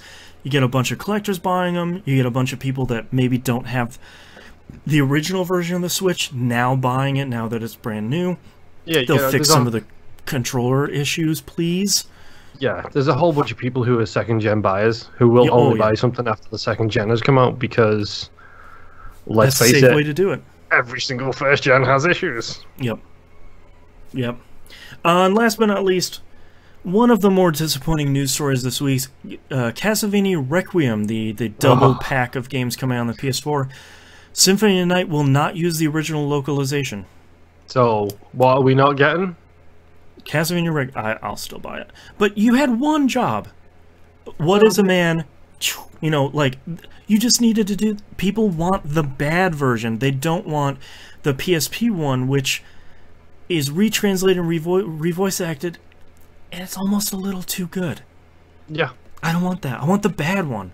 I don't want people to remake Starship Troopers into a really big budget Hollywood action movie, because it's so bad and it's so great. Yeah, that's not what we want. Man. Alright, let's move into our questions for this week. We just have 2 of them up from Discord, actually 3. T-Bomb Rock says, Marble It Up, the successor to Marble Blast Ultra, by the way, is an incredible name for a sequel to Marble Blast Ultra. Yes. Has released on the Switch and is coming to Xbox One. What are some of the other Xbox Live Arcade games you would like to see get a sequel or successor? Oh, okay. Let's Castle Crashers? Yeah, Castle Crashers, but that's got a HD remake out. Oh, that's right, that does. Okay, never mind. I pulled that one back up. Trenched. Oh, yeah. Or what was it? Iron... It was called Trench and they renamed it. Hold on. Are you sure? Yeah. Okay, yeah, it was Trenched. Iron Brigade. Iron Brigade, there we go. I always remember Trenched because there was a Giant Bomb Big Live Show Live that they made a joke where they were going to... No, not with the... but they were going to make a joke that the sequel to Trenched was going to be a submarine game called Drenched. And that's really good. For some reason, that's going to stay in my brain until I die. That's going to be my last word is, Drenched never came out. It's really, really good. Trenched is a good example. Iron Brigade is a really good example. That game is way better than anyone thinks it is. It's tower defense with giant mech walking tanks. It's great. Yep. You're walking giant trench. Yeah. It's so good. I made a game with zombies, but that's kind of got one in Riddle Corps ZX. Yeah. It was a very basic twin-stick shooter anyway. Geometry Wars has had too many sequels at this point, so that doesn't count. Yeah, that we're sort of good on those for a little bit. Braid, but I don't want to even play anything Jonathan Blow makes anymore. The guy's a genius, but my word, do I not want to support him. That's why I sort of ignore what he says. Because I love Braid and I love The Witness. Man, does he have a lot of opinions. Yes. Fez? Phil Fish. Yeah. Fez. That's an amazing game. I would kill a puppy for Fez 2 to actually come out. But the internet ruined that. Thank you, internet. Yeah. Phil Fish also didn't help that, though. Come on. No, yeah, I mean... I feel like nowadays Phil Fish would fare better because he wouldn't have a Twitter account. He wouldn't be looking at anything online. He'd announce Fez 2 at E3 and it would just come out 2 years later and everyone would be happy. Yeah. Oh, here we go. Lara Croft and the Guardian of Light. I know we got another sequel of that. There is already a sequel of that on the current consoles. I just want another one. They're really good. Yeah, that's true. Torchlight 3 to come to consoles would be great. Oh, Torchlight. I'm looking through a list of the best XBLA games here. Okay, read some out for me. Shadow Complex? I sort of do, but I don't want that author dude associated with it again. Again, it's a very similar problem to the yeah, to the Spencer, not Spencer.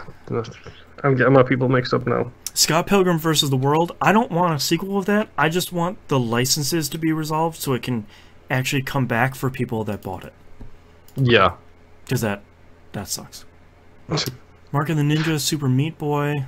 Mark of the Ninja's getting a sequel. Super Meat Boy is getting a spiritual successor in Meat Boy Forever. Yeah, but it's not the two guys, is it? No, it's the one of them. It's not... Ed isn't involved in it.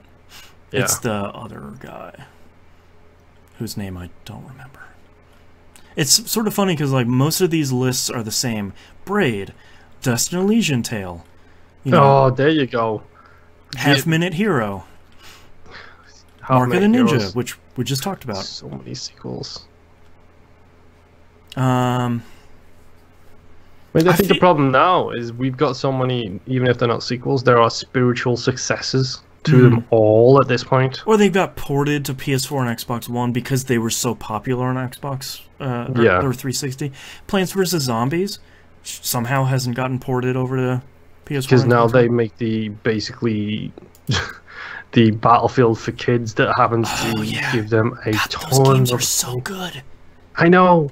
I really want to get into one, but I'm terrified. I have no time to... I feel like I need to play one roguelike at a time and one online shooter at a time. That's all I have time for. But you know the PvZ Garden Warfare series is amazing. I played a bunch of the first one, and like when it started tugging on me, I was like, nope, nope.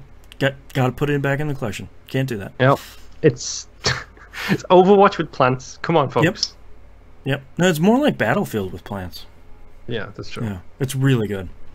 His second question is, there's been a lot of talk in the community about faster hard drive options for consoles. Not just that, the higher priced controllers with extra features, etc. This has me wondering, what are things you don't mind spending extra on to enhance your gaming experience? Controller is number one for me. Yeah. As you have... If you're listening to the show, you understand why I have my issues with the PlayStation controller. Right. It's it hurts your hands. It's not a preference thing. That's a level of pain thing. I'm experiencing that with the hand issues I've been having lately. I'm experiencing that with the Xbox One controller. I was thinking, do I have to get a dongle? Yeah, you might have to. Man. The only thing you'll be missing is the impulse triggers. Yeah, but I turn off vibration for all games anyway, so... Oh, yeah, that's true. Yeah. So it's not going to affect you in the slightest.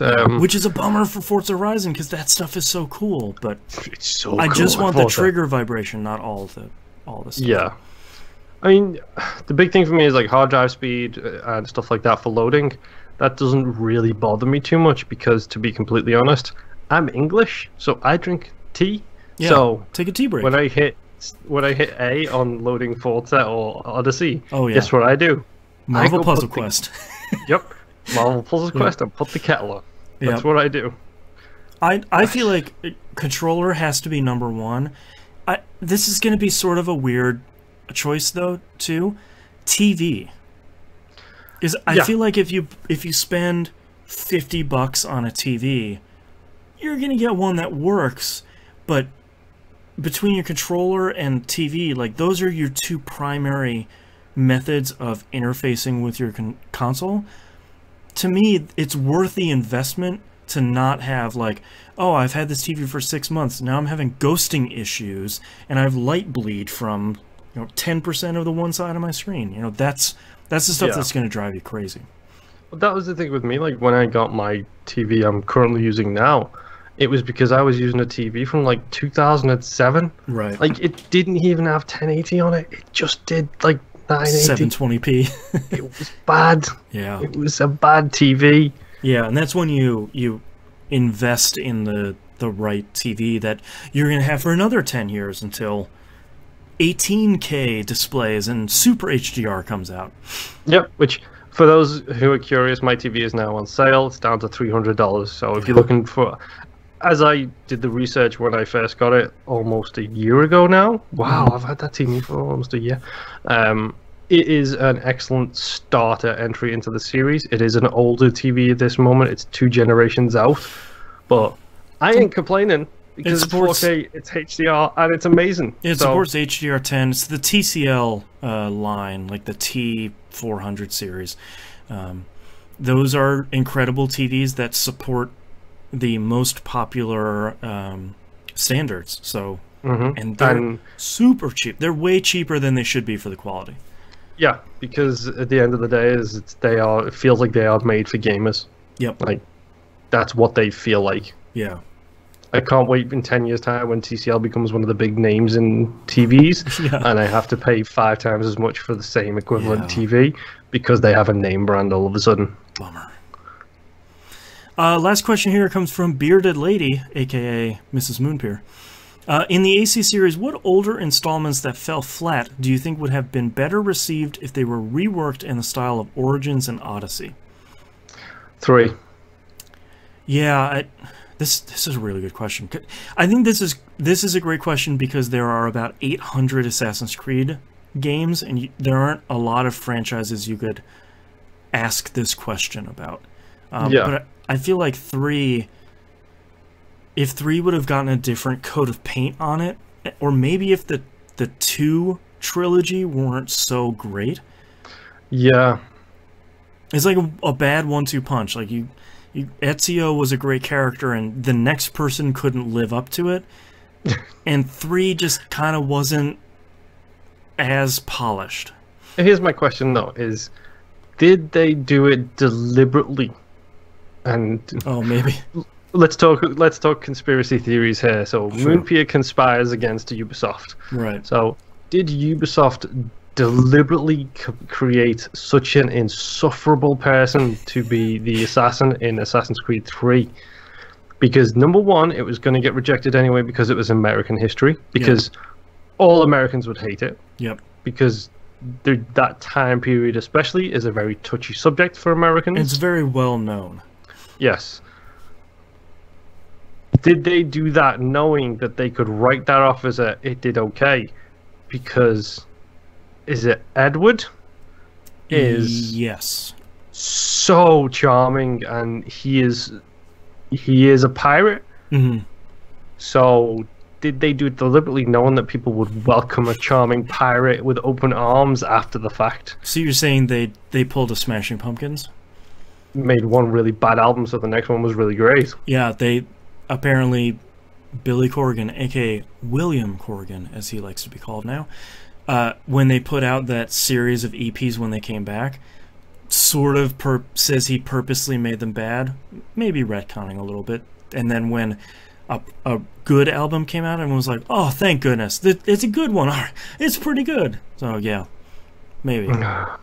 Yeah, I feel like Unity eventually got patched to the point where the majority of its issues were resolved. It wasn't a core gameplay and world issue. It was just all the bugs with the new engine and the new platform. Unity had the issues with the bugs. Yeah. I didn't see a whole lot of that. I still think Unity's a great game. The main problem with Unity was feature creep. Here is 1,000 chests. Yep. Here is 6,000 missions to do.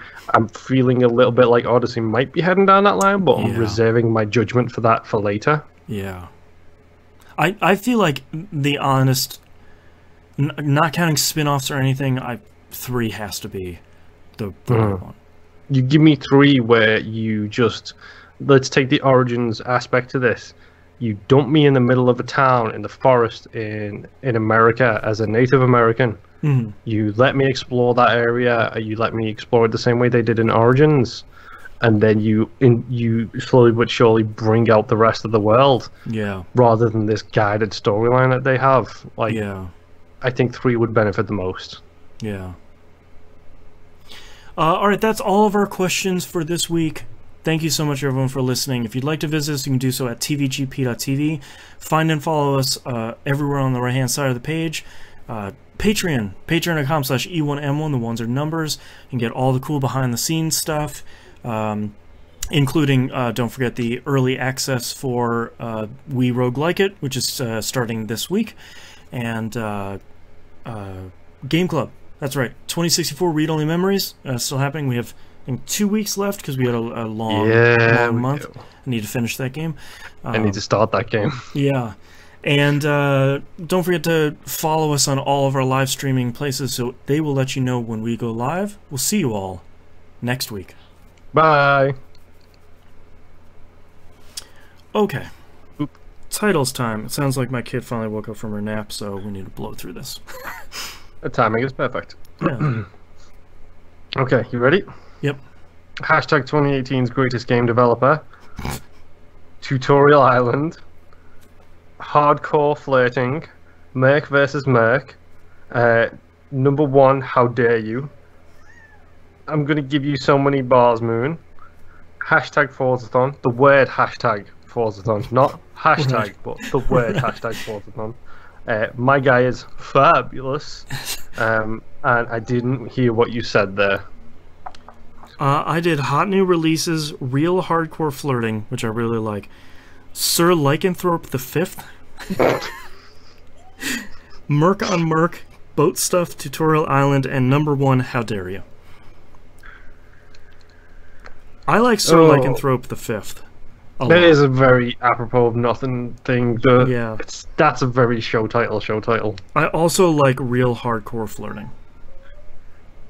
I like that too because I'll be honest, it's shocking some of the things these people say to each other. It's so great. It's shocking in a way that I didn't expect a video game to do it, if that makes sense. It's not shocking in a personal way.